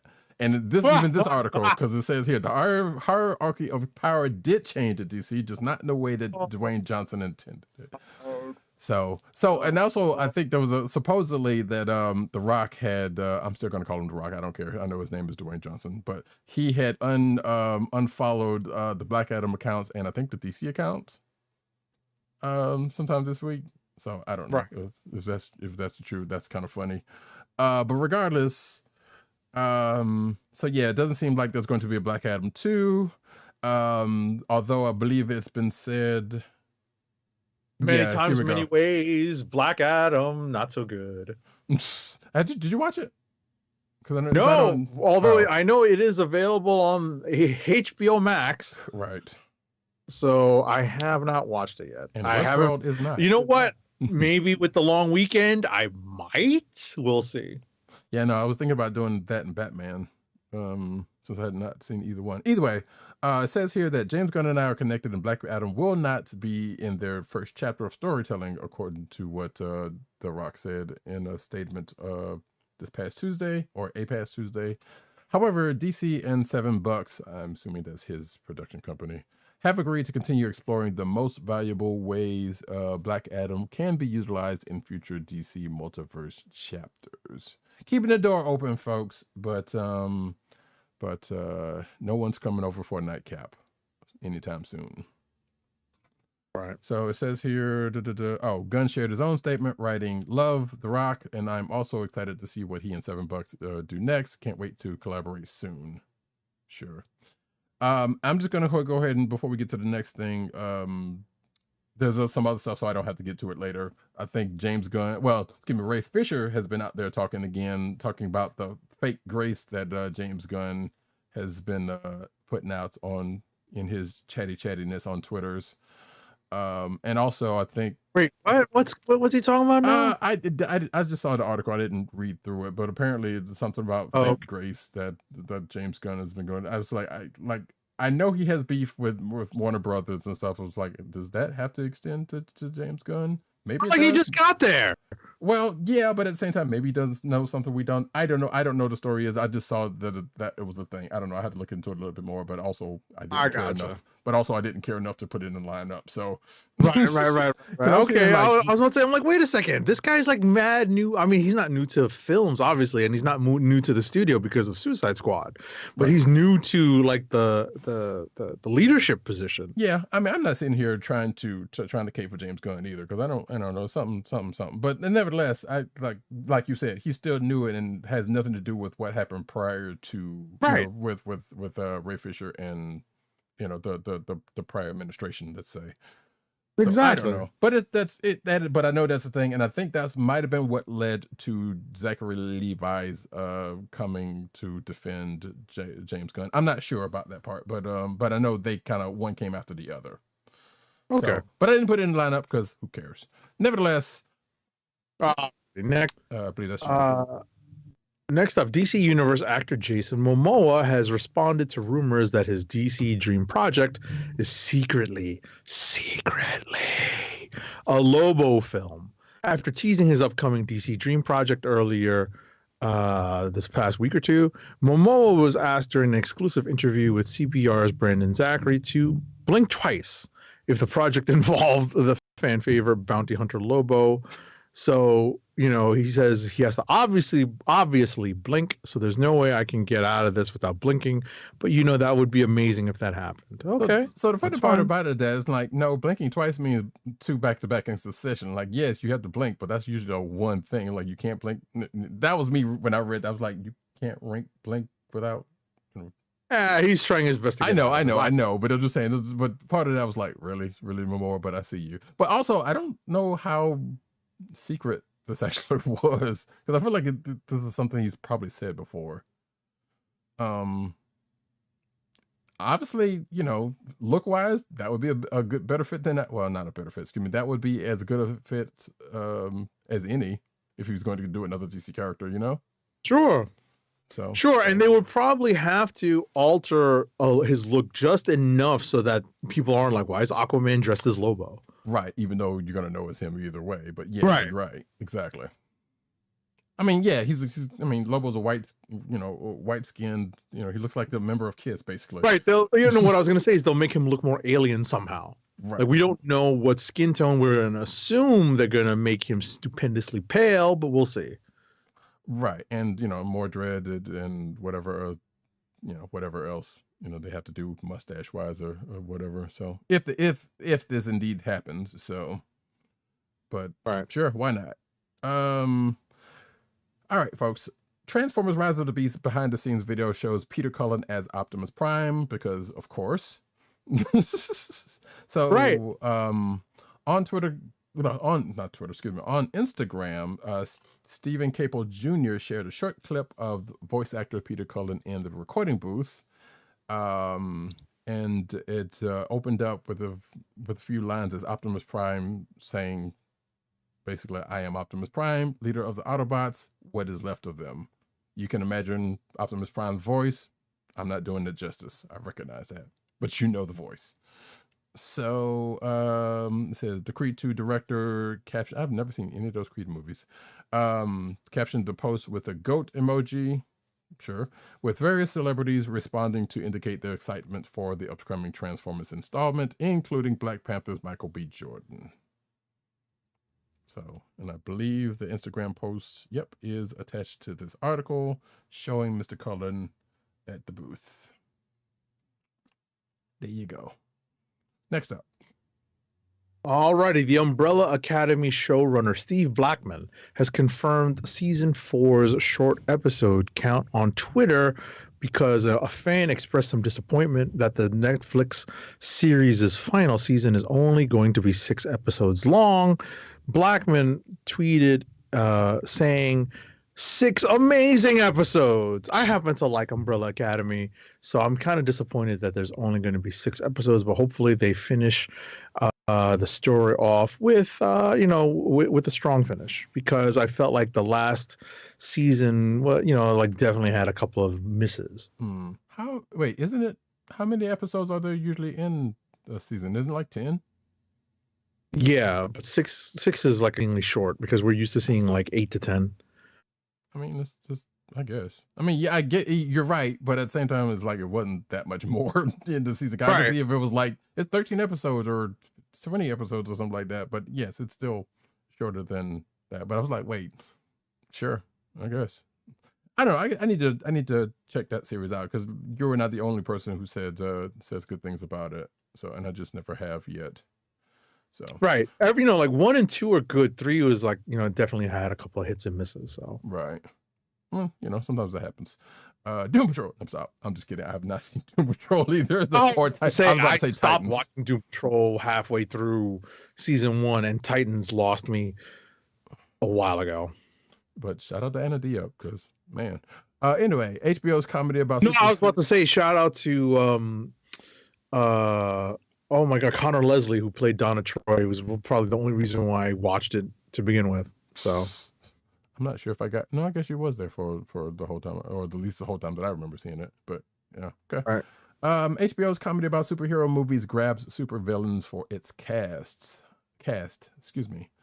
Created by 1917's Sam Mendes and Avenue 5's Armando Iannucci, with Succession writer John Brown as showrunner, the upcoming series, the franchise, recently landed a pair of recurring guest stars in Richard E. Grant, who some recall as iconic Loki from the Loki series, and Daniel Bruhl, both of whom have a history of being baddies, the latter being Zemo. Yep. So this article kind of goes in that also, and it says here that hopefully that repeated real world experience allows the two really stretch their comedic chops, and maybe we'll get another dance number by Daniel Bruhl. Who knows? Let's see, and this also goes and says that the show's picked up some series regulars. I won't go through all of the names. And the fact that I'm not sure when this is going to. Oh, shut up. Don't know when this is coming, basically, but it is a thing and it's coming at some point. So, next up.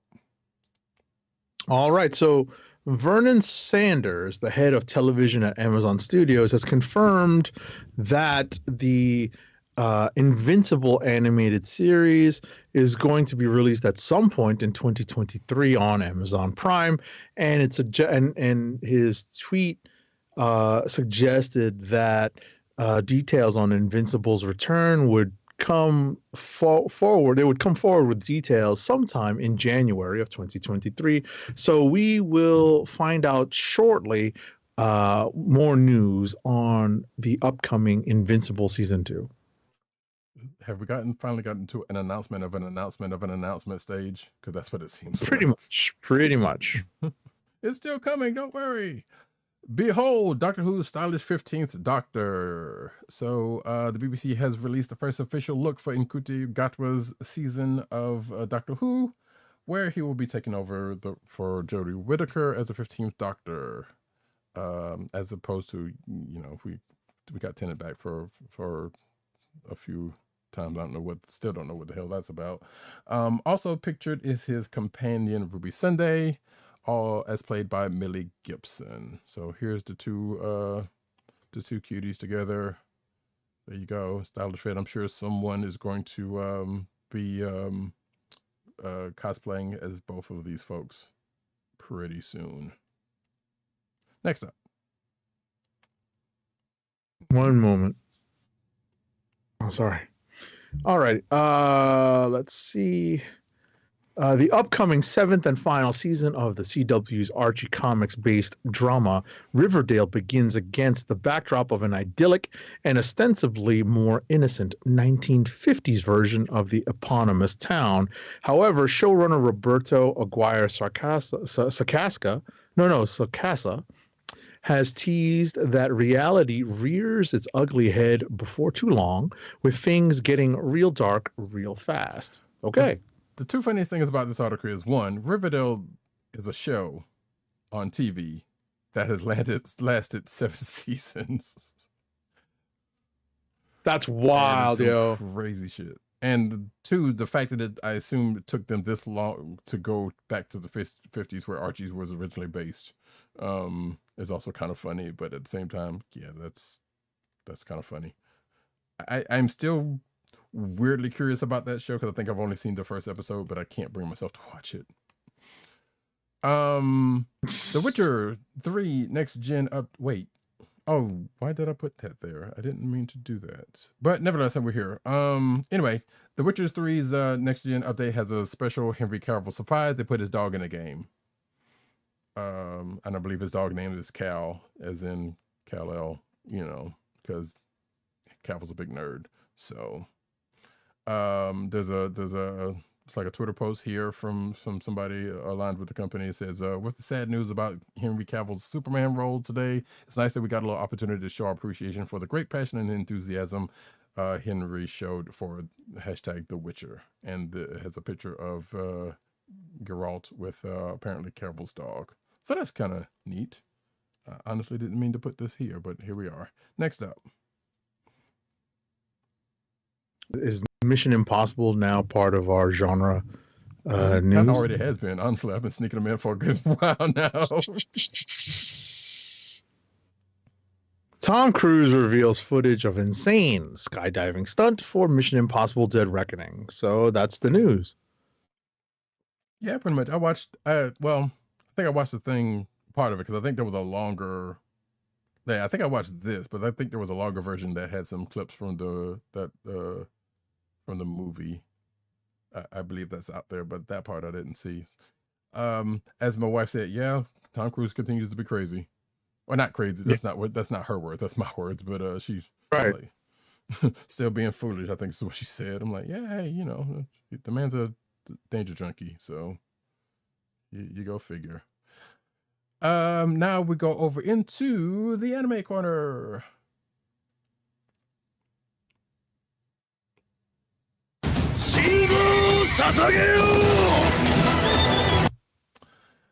New Pokemon anime with new dual protagonists to debut in April 2023. And I can't remember what I put.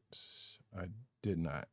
So that's fine. But yeah, the Pokemon Company revealed a new Pokemon animated series on Friday. The series will follow completely new dual protagonists who are named Liko and Roy in the Japanese versions of the series. I think there are people that are speculation that the young lady who is called Liko, if I'm not mistaken, is potentially Ash's daughter, because there's some sort of time jump, but I think that's speculation on their part. But I think that's speculation on their part because she has something in her hair that looks like what's on Ash's cap, that's from what I've seen. But we don't know anything about this series outside of this, and outside of the fact that I know there's been some tearjerker moments in the anime recently, because I think he's been reunited with other Pokemon of his that he's let go.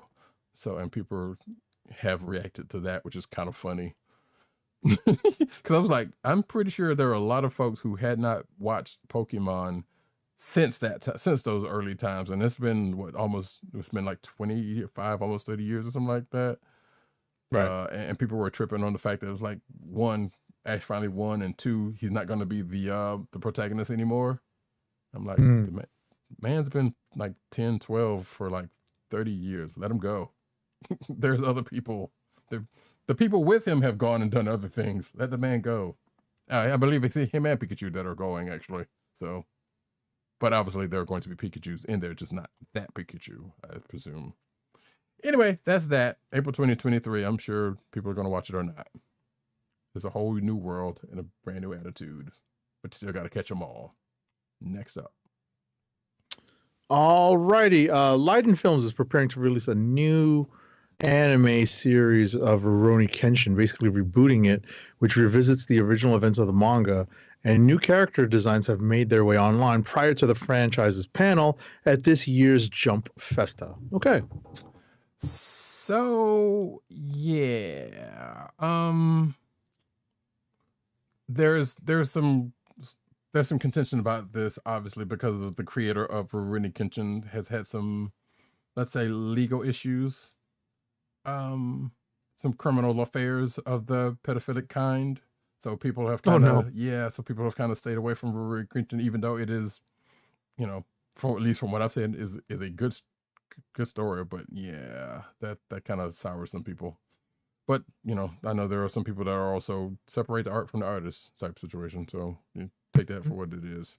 But if this is a reboot, I guess they may be going. I mean, this is they're still using the source material, so you take with that also what you will. Next up, okay, there we go. Boruto anime enters Sasuke Retsuden arc in January, followed by Code arc.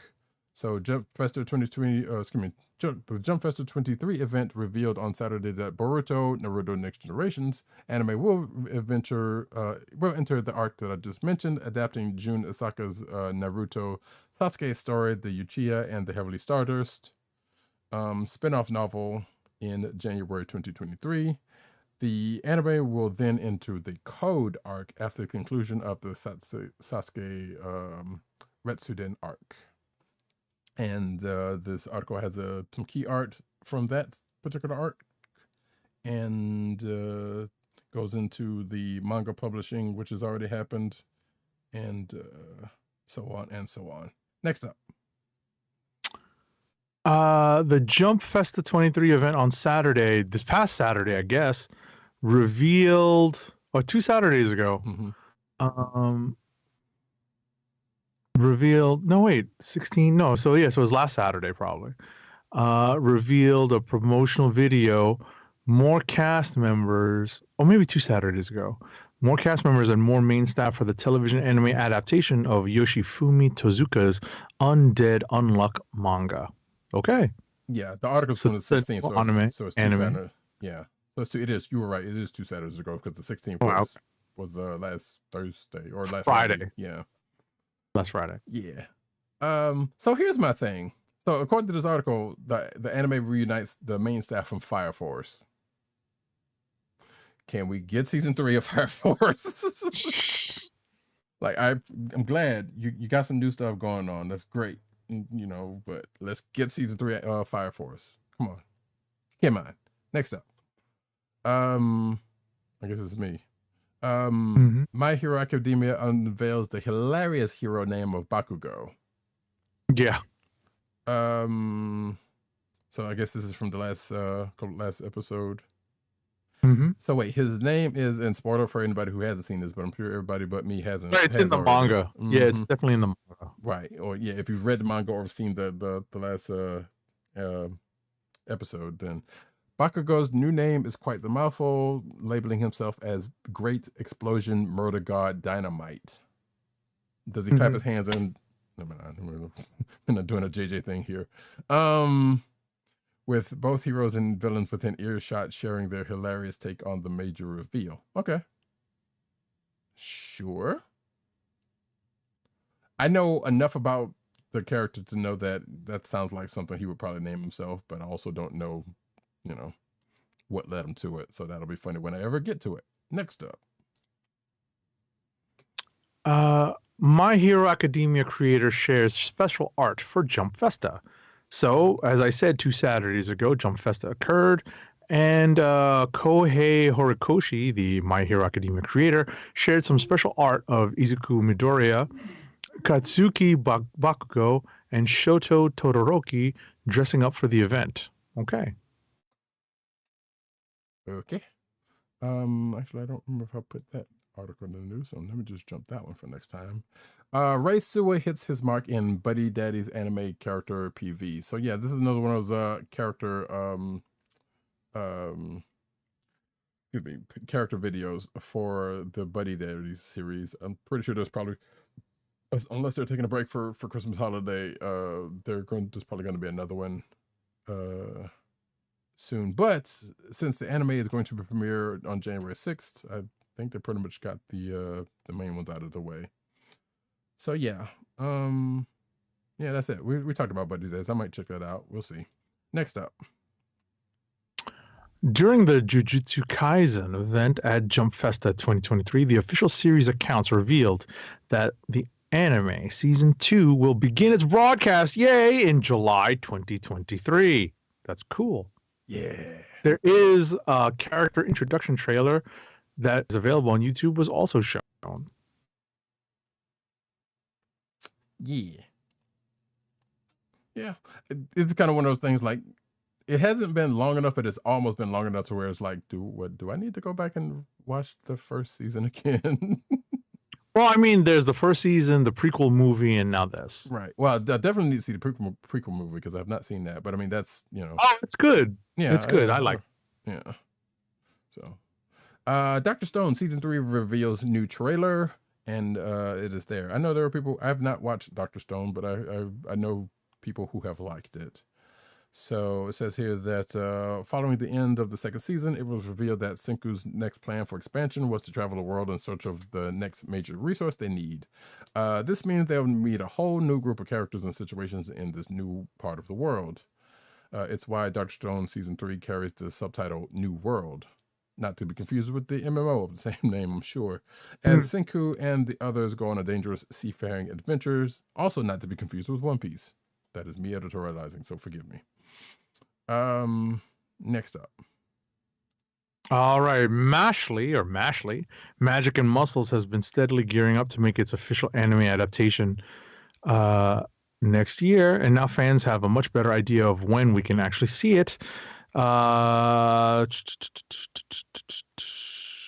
The latest generation of Weekly Shonen Jump magazine franchises will begin making their anime debuts next year and leading the charge in many ways, blah, blah, blah. Let's see. So it will be premiering in April 2023. I had to skip forward. I'm like, where is this information? I think it's Mashul, as in magic and muscle, but I'm not sure. Yeah, it probably is Mashal. That makes sense. Magic and muscle. Yeah. Mashley makes it sound like fragile. Right.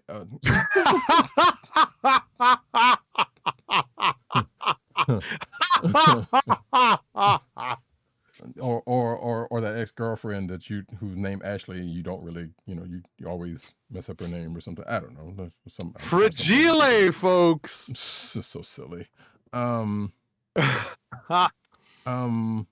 Also weirdly reminds me of Mashable, but I guess that's that's something else in itself. That site. Chainsaw Man creator shares love for Himeno in new updates with fans. Which is just a reminder that I have not watched the last episode of Chainsaw Man or Spy Family, but this is for the previous episode. Anywho's. So yeah, during Chainsaw Man's stage presentation during Jump Festa 2023 this past, a couple weekends ago, original series creator Tatsuki Fujimoto shared a special statement with fans about his reaction to the ongoing anime. While the creator didn't exactly know where the animated would be in its run when crafting the letter, he couldn't help but note how Himeno's impact on the second half of the season and beyond following her death. Spoiler alert, she dies badly. Yeah. I was about to say not badly, but it's bad enough. Says here that thank you all for coming to the Chainsaw Man stage. Fujimoto's letter to fans during Jump Festa began. I don't know when you're reading this, but I'm sure the anime is going very well. And in the second half of the Chainsaw Man anime, Himeno is the focus of the drama, and we found out why. Himeno is the kind of person who leaves bits of her own stuff at Aki's house.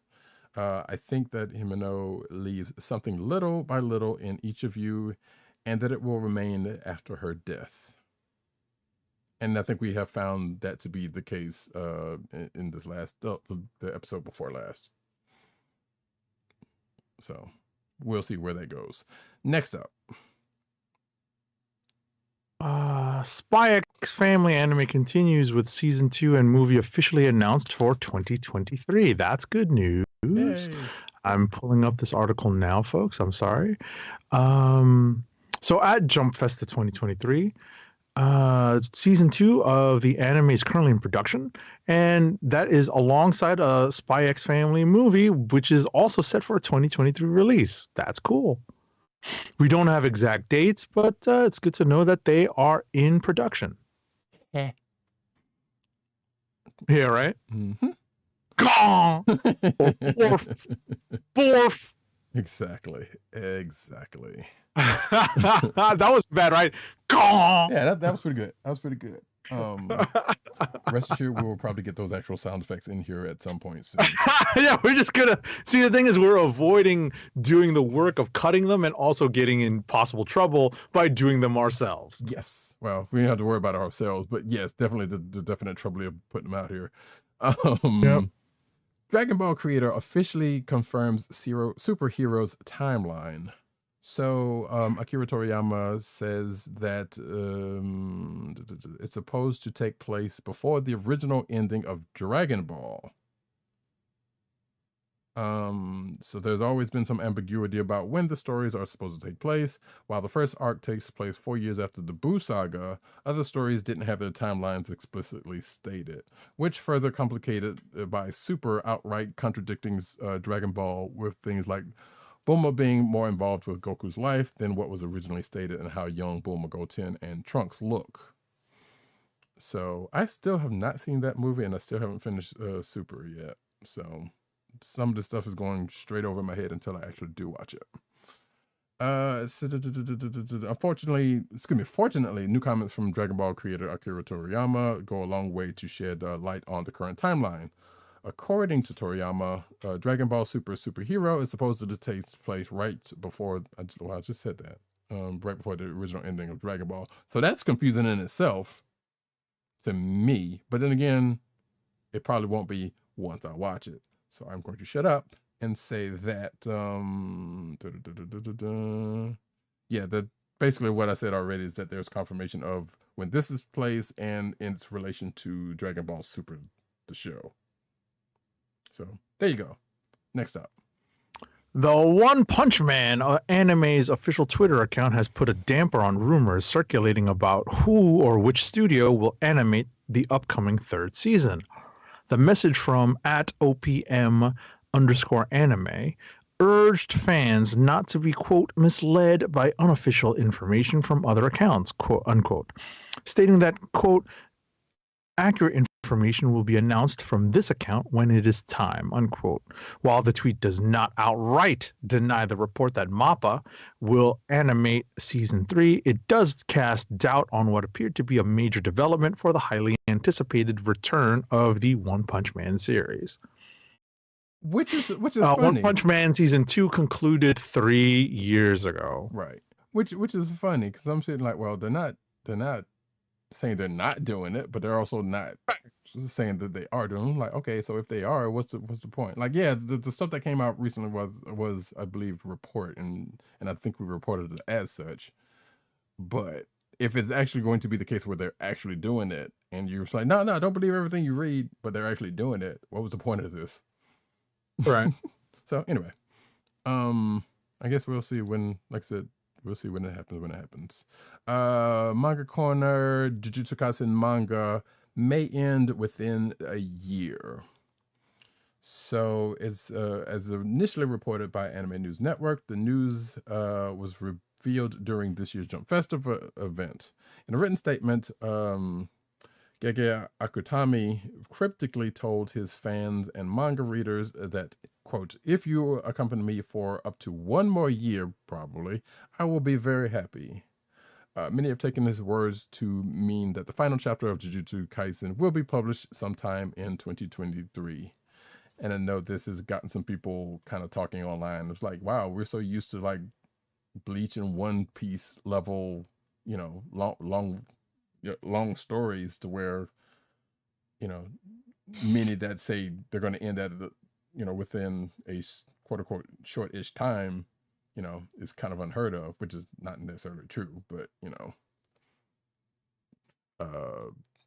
just more seen, you know, people are more used to the longer stuff than the shorter stuff, especially in shonen, I guess. So, but it doesn't necessarily say whether it's ending or not, but that seems to be what the implication is according to accounts. So we'll see. Next up. Right, just I missed the cue for the transition over to the manga news. Night and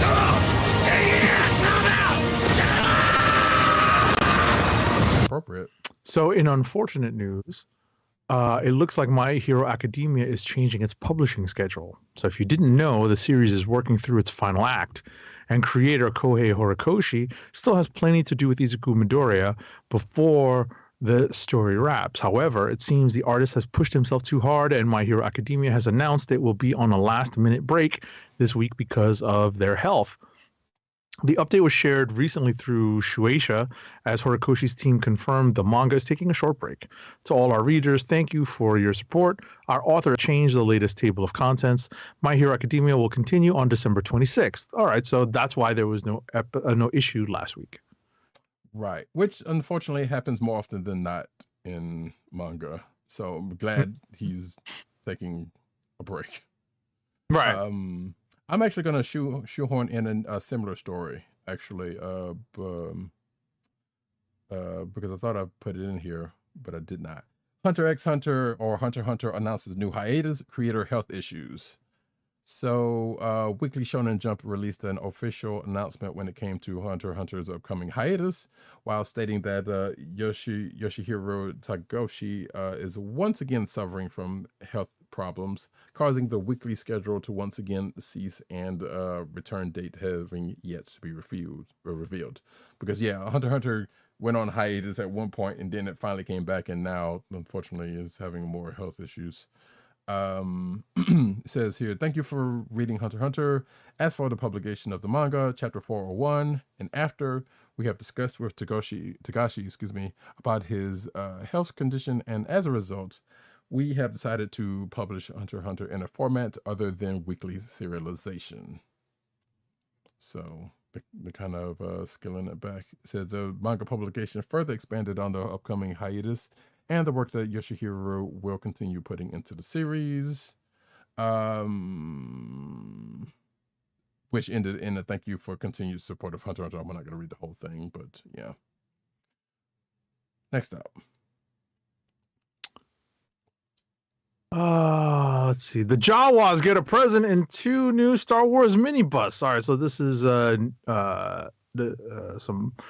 some merch news. So we got some Jawas minibus. I mean, if you really want a minibus of some Jawas, so this is from the Mandalorian. This is Mandalorian style stuff. Mm-hmm.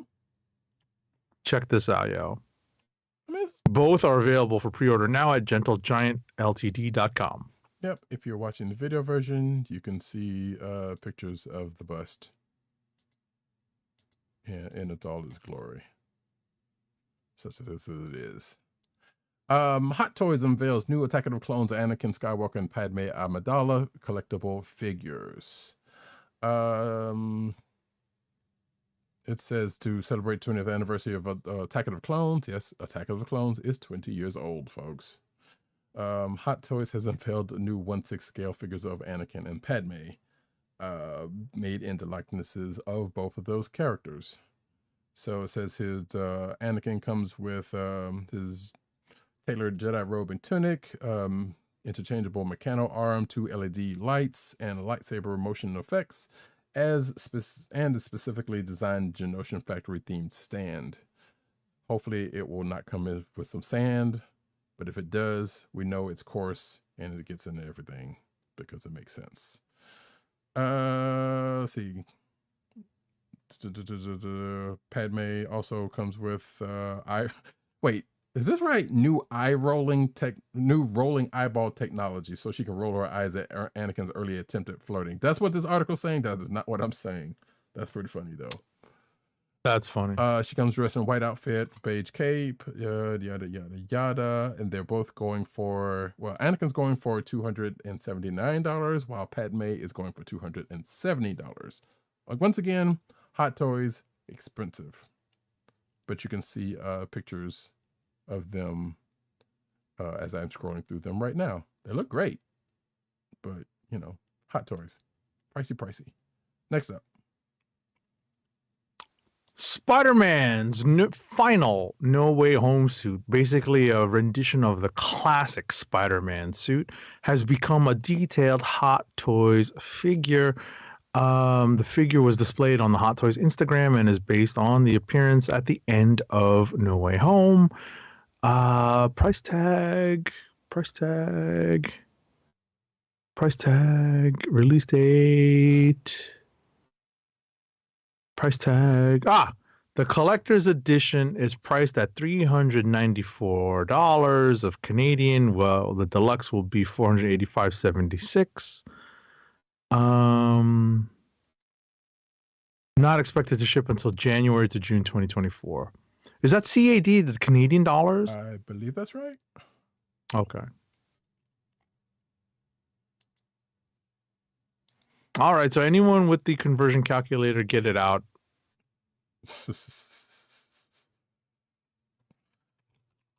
All right. Next up.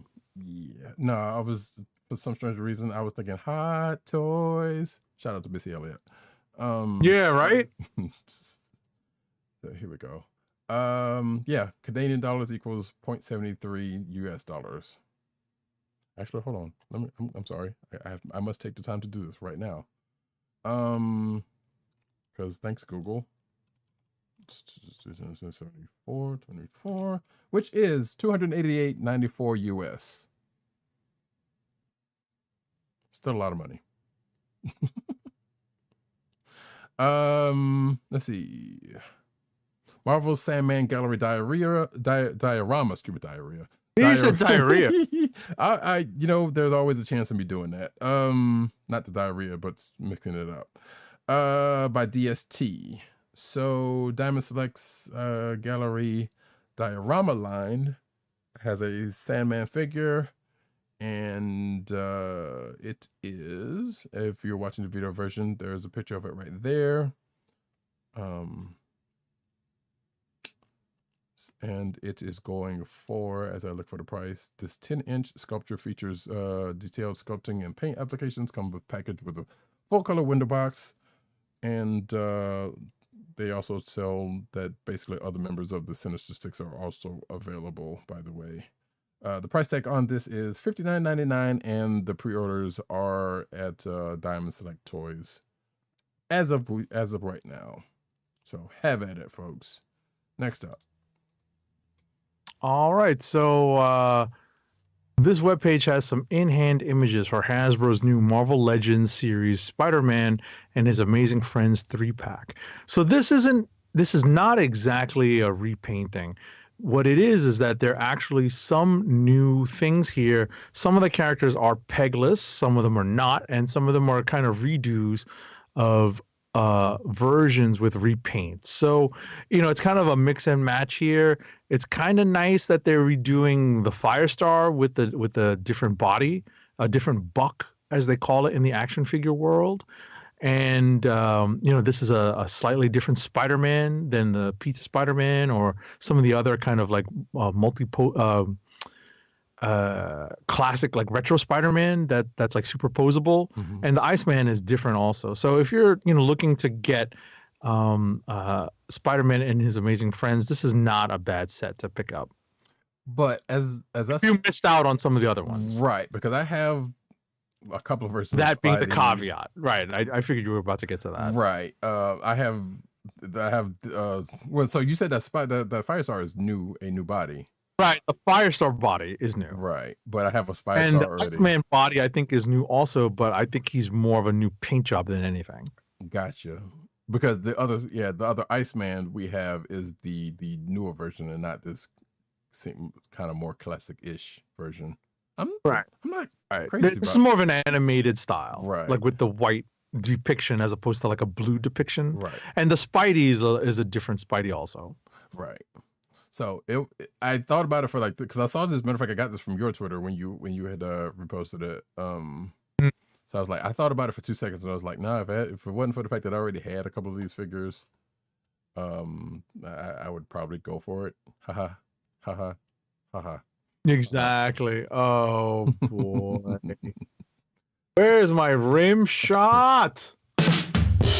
There it is. You'd have to be of a certain finish to get that, or you probably would have watched Spidey and His Amazing Friends on that streaming service, which shall not be named because they're not a sponsor.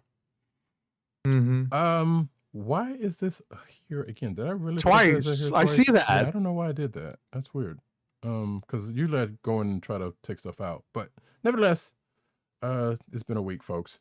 New She-Hulk collectible makes me feel like I've entered the uncanny valley, according to this article. So, another Hot Toys joint. At this time, it's She-Hulk, attorney at law from the series. They basically go into as to how they did the She-Hulk character. So we don't need to necessarily go into all of that. All you might want to know, if you're interested in, is that you can pre-order the figure from Sideshow for $300. If you're watching the video version, again, sometimes you should. You can get the idea of what the figure looks like. If you've seen the show, you already have an idea of what the figure looks like, because it looks just like that. So, yeah. Doesn't have that dress, but it does have the quote unquote superhero suit and some hands and a stand. So yeah, there you go. Next up.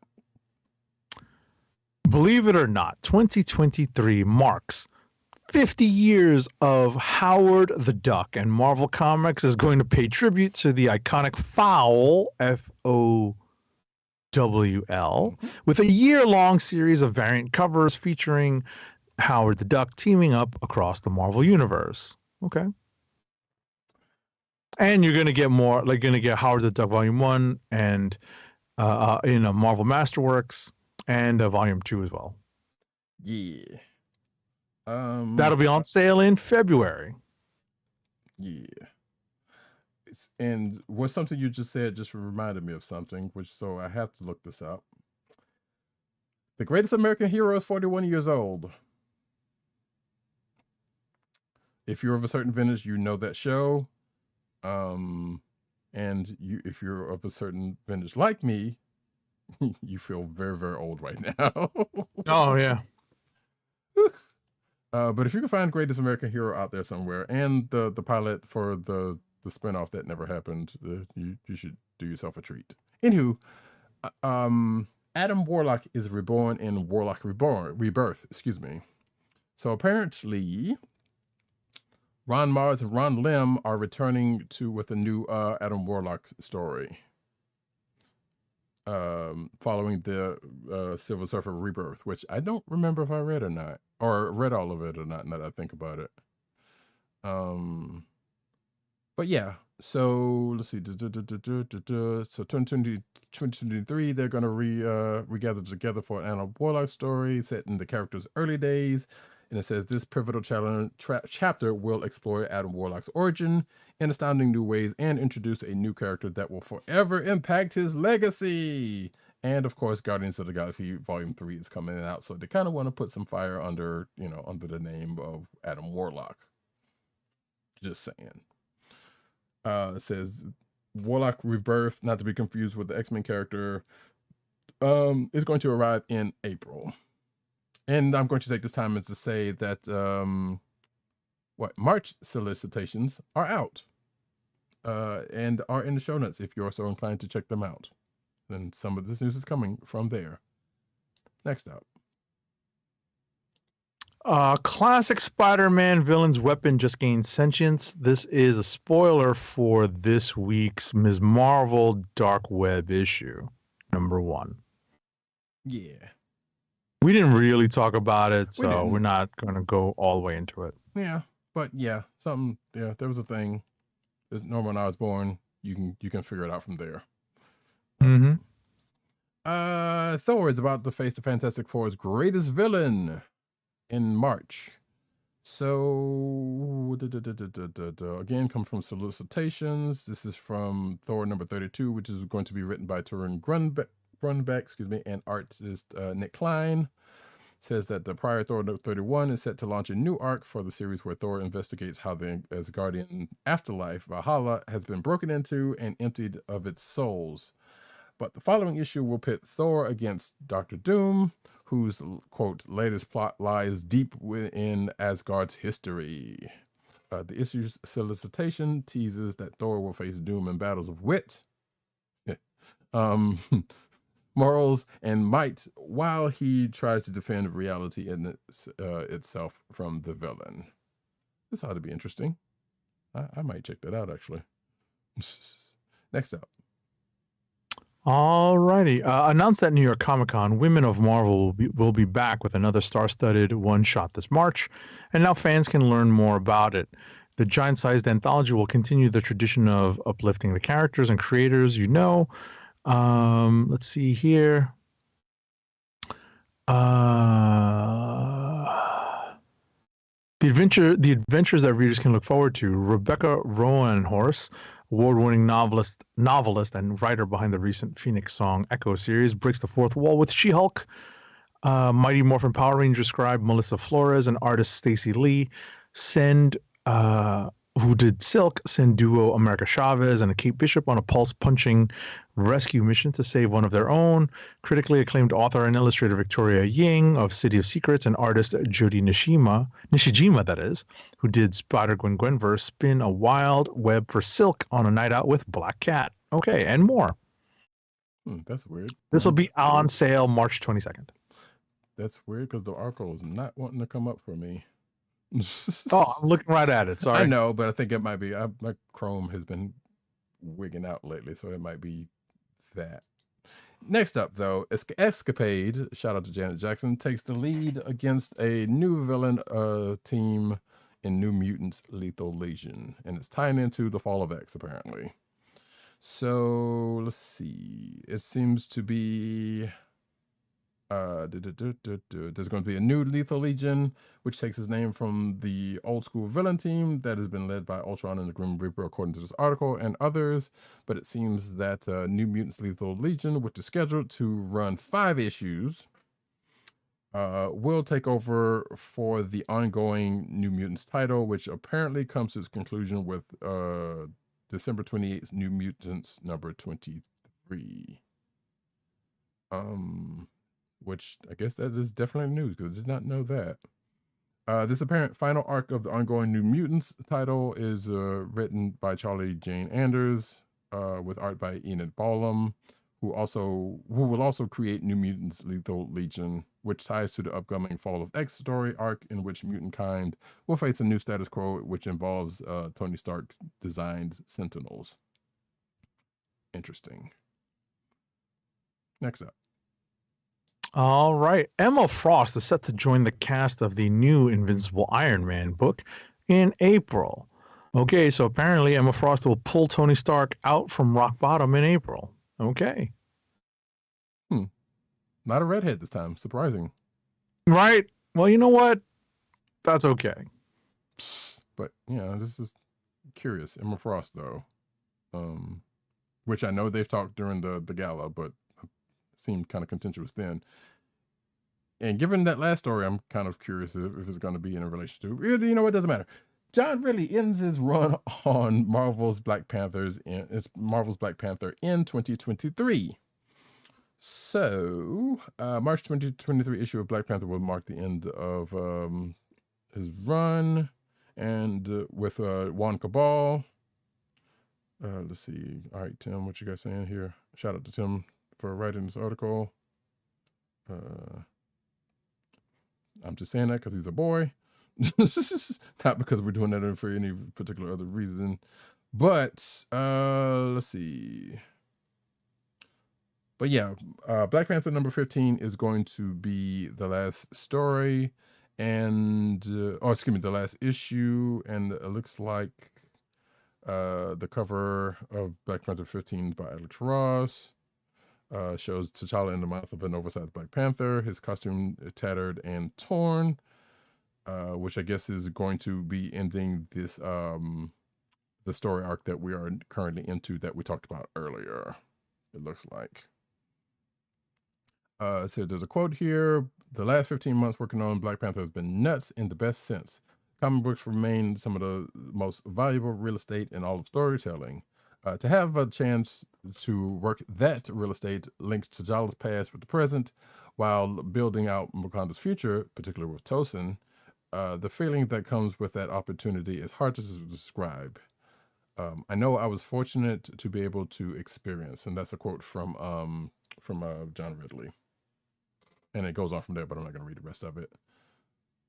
So, and apparently there was a love for one of those characters that I did not know anything about.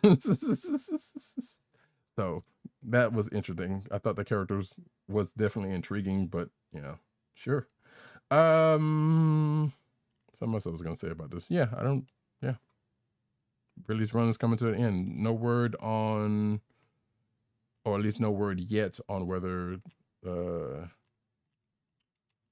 anyone's taking up the book from there. But there are some preview pages which show some things that are going to happen in the next issue. So the next issue being the one after this one from this week. Next up. Right. So this article talks about Jason Aaron's Avengers run coming to an end. Interestingly, now I have information that says that Avengers Forever is not ending until at least issue number 15, because there are many more parts to this Avengers Assemble story to come. It's a 10-part total story. We're only not quite halfway through. We will be halfway through when we get to the next 2 issues of Avengers and Avengers Assemble. So we still got a long way to go. Yep. As is the Aaron away. Yes. Which is that's not a complaint. Just saying, you know. Right. Kang the Conqueror returns to tease Marvel's big event for 2023, which I could have sworn this was a thing already, though.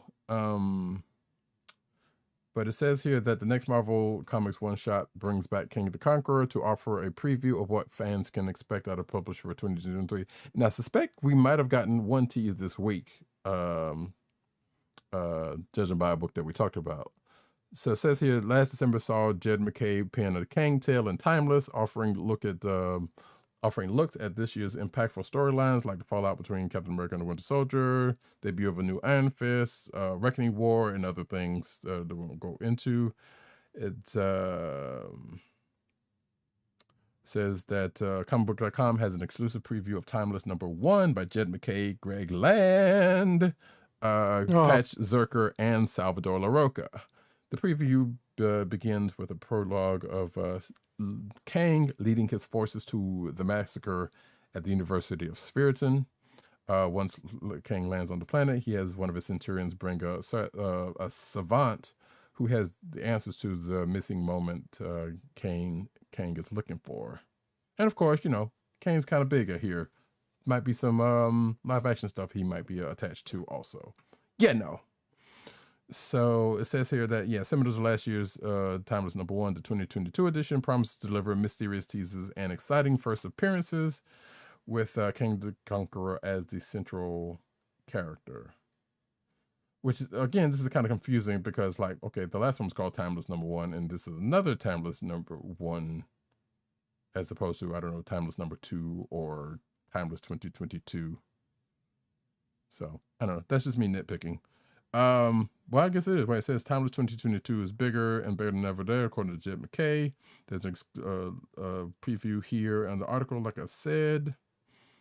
And yeah, we'll look out for that because I'm sure even when we read it, we probably won't even remember what's the impending stuff until it happens. Next up. Alrighty, the Power Rangers' most powerful artifact has been claimed by their oldest nemesis. This is in the latest issue of Mighty Morphin Power Rangers. Mm-hmm. Okay, number 103. I don't want to spoil the whole thing, folks.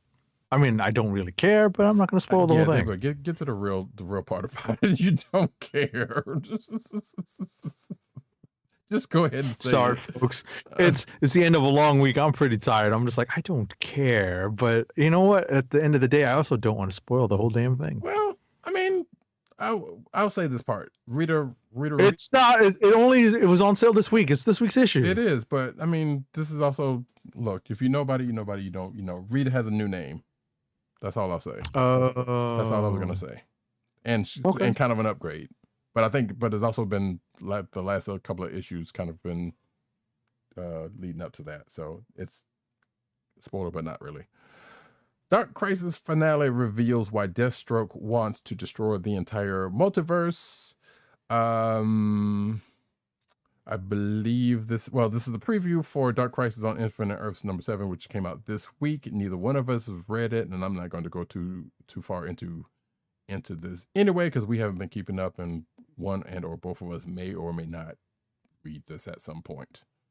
But I believe it is also, like I was telling Agent 70 earlier, I think this is supposedly leading into that dawn of the DCU thing that they're doing next year. So there is that. Next up. Oh, 1 second. Spoilers! Dark Crisis. The Flash was just saved by a Green Lantern-powered Batman. Oh, yeah. Well, at least it's not Guy Gardner. Yeah, right. Yeah, so this is from Dark Crisis Big Bang #1. So I think this book was out last week. Yeah, I think so. I guess. I don't know. Okay. We have been keeping up with this. As if it's not apparent, folks, we have not been keeping up with it. Yeah, I mean, I did not even get to read Dark Crisis, whatever the hell it is, #7, the last issue of the main miniseries today. Yeah. Or this week, that is. So it is what it is. I'm sure we'll. No, we won't. Eventually, we'll get to it. Yeah, I was gonna say that, but I was like, I'm not promising that. DC gives a major Wildstorm character a new gender swapped look. This is spoilers for Wildcats #2, which is, I guess, on sale right now. So apparently, one of the characters died, and then there's another version of the character that is that came up, slightly a la G.I. Joe, gender swapped. I don't know too many of these characters, so okay. I couldn't tell you if this is a big deal or not. Except for, hey, this character that once was a man is now is now a woman. So okay. Next up. Is there spillover? I think everything should be there. Okay. Let's see. Pardon me, folks. So, Superman City gets its own Batman with a new anti-hero character. This is a spoiler. So this is in the March 2023 solicitations for DC. Mm-hmm. So there is a character called the Spirit of Metropolis, and this is a new kind of Batman-style anti-hero character for Metropolis. Okay. But also kind of familiar to a Marvel version of of the character. If you're watching the video version, you can definitely see what I mean by that. I see what you mean now. Mm-hmm. Yeah, I had to scroll down. Yep. Because you can't see it from the close-up shot that's at the top of the website, but you can see it when you scroll down. Right, and even the name kind of evokes that. But and I've seen shots. I think I've seen shots on Twitter of this new character from, I think, the artist.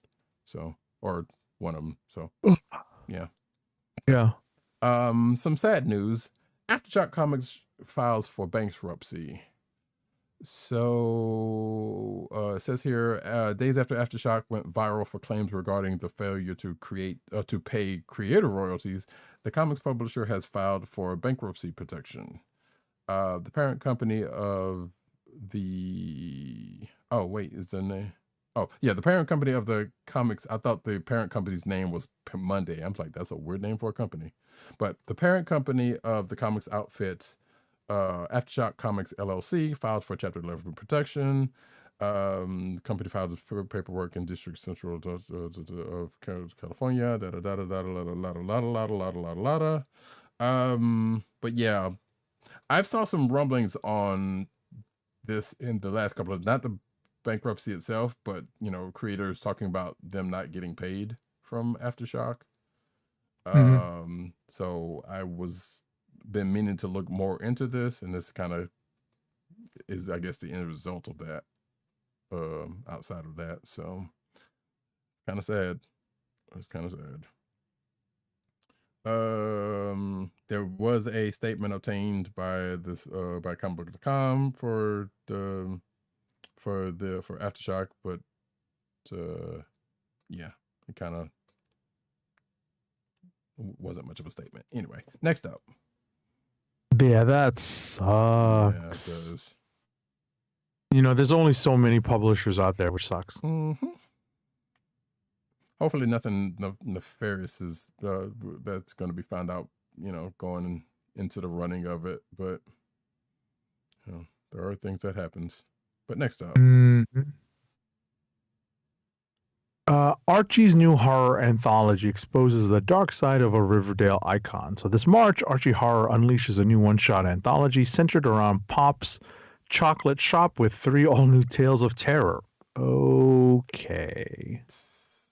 Pop Tate ain't never done nothing to nobody. Why are you going to do this? And I'm just kidding. They're doing this horror things to a lot of their properties. So yeah, this will be available March 22nd from Archie Comics.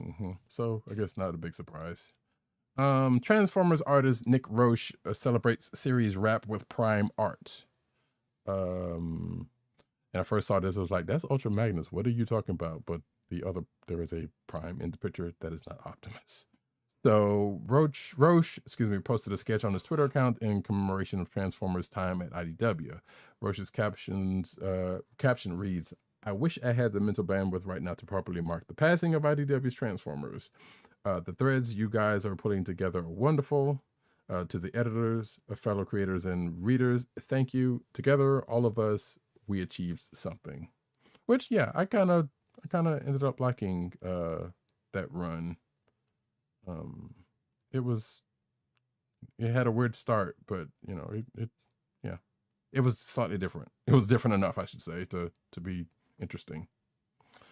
And there's a picture of, I guess, what looks to be Rodimus Prime walking away. So there is that. Next up. Okay. Good. Keanu Reeves' Berserker announces its grand finale. I talked about this already. Yeah, but yeah. Yeah, so, you know, the grand finale is not going to come out until March 2023 with the final 12th issue of this series, which is, you know, had its ups and downs. I've been able to follow it. I think it'll read better as a collected edition, to be honest. Yeah, it didn't. Now, I think you mentioned a little bit more than what this article might be saying. Right, because the creators, Matt Kint and Keanu Reeves, actually put some extra content into the book at the end of the issue to kind of talk about what they're gearing up for. Right, and I'm sure there's probably another article with that stuff, but this is basically, hey, that's that. And that, folks, is the end of the news section. Let us get one last ad read. Our last ad read of the night is for Amazon. Keep our podcast free by shopping at Amazon. It's too late for Christmas, folks, but visit cspn.us and click the Keep Our Podcast Free link at the top of the page. From there, scroll down and click on the Amazon link to shop. Purchase items from Amazon as you normally would if you were in time for Christmas, including books, music, electronics, jewelry, apparel, or Marvel Legends. For every purchase made on Amazon through our link, Amazon sends the CSPN a payment that helps us keep the Comic Book Chronicles podcast free for our listeners at no extra cost to you.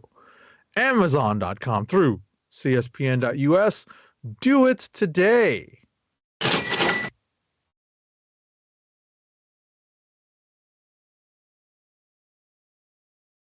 You're muted. There we go. I hit the button. I just like it wasn't trying to work with me, apparently. It's all right. But yeah, we have come to the end of this here show. We appreciate each and every one of y'all for coming out on this day before Christmas. Again, if you get this after the fact, we hope you have a wonderful and safe Christmas time.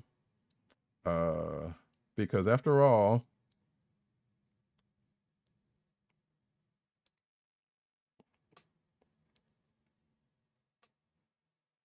and that's all I'm playing, so we don't get sued or taken down. Right, but at the same time, I sympathize if this is how you're feeling. I say, bah, humbug. Yeah, I do too. Honestly, you know. Yeah, I do too. Because we could go into that, but that's a whole nother conversation for a wholly different podcast. So we won't do that. So if you celebrate, hopefully have a wonderful and safe holiday. If you don't celebrate, understood, but have a good and safe time. Either way, stay warm. I have been Roddykat. You can find me at Roddykat on Twitter. You can find me at News Need on Twitter. You can find me at CBCaps on Instagram. Agent_7 you can find on Twitter and Instagram. _Dirt you can find on Twitter. PopCultureNet on Twitter and PopCultureNetwork.com and all those umbrella sites they're in. Tim DOGG98 on Twitter. You can also find him at CB Chron on Twitter, which is the Comic Book Chronicles Twitter account. You can also find him over at the Kliq Nation on Twitter. That's TheKliqNation, thekliqnation.com. But most importantly, you can find Tim over at comicbook.com where he's writing his face off. Timothy Adams, go look for his stuff there. Click, read, thumbs it up, all that kind of good jazz. You can find this here podcast on the Coastal Podcast Network. That's CSPN.us. Do it today. You can also find us on your podcast browser place of choice, whether it be Google Play, Apple iTunes, or aka Apple Podcasts, Spotify, or the Coastal Podcast Network's SoundCloud page. Make sure to click like and subscribe and give us all the 5-star reviews. Weird. You could also find us recording normally every Thursday night, 9:30-ish p.m. Eastern Standard Time on youtube.com/thekliqnation and twitch.tv/Comic Book Chronicles. Again, click like, subscribe, and all the good stuff.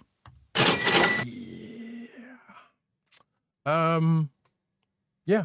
I've said everything prior to this, so there's the only thing to say now is this has been the Comic Book Chronicles. Peace. Peace, one. Happy holidays. Have a Merry Christmas.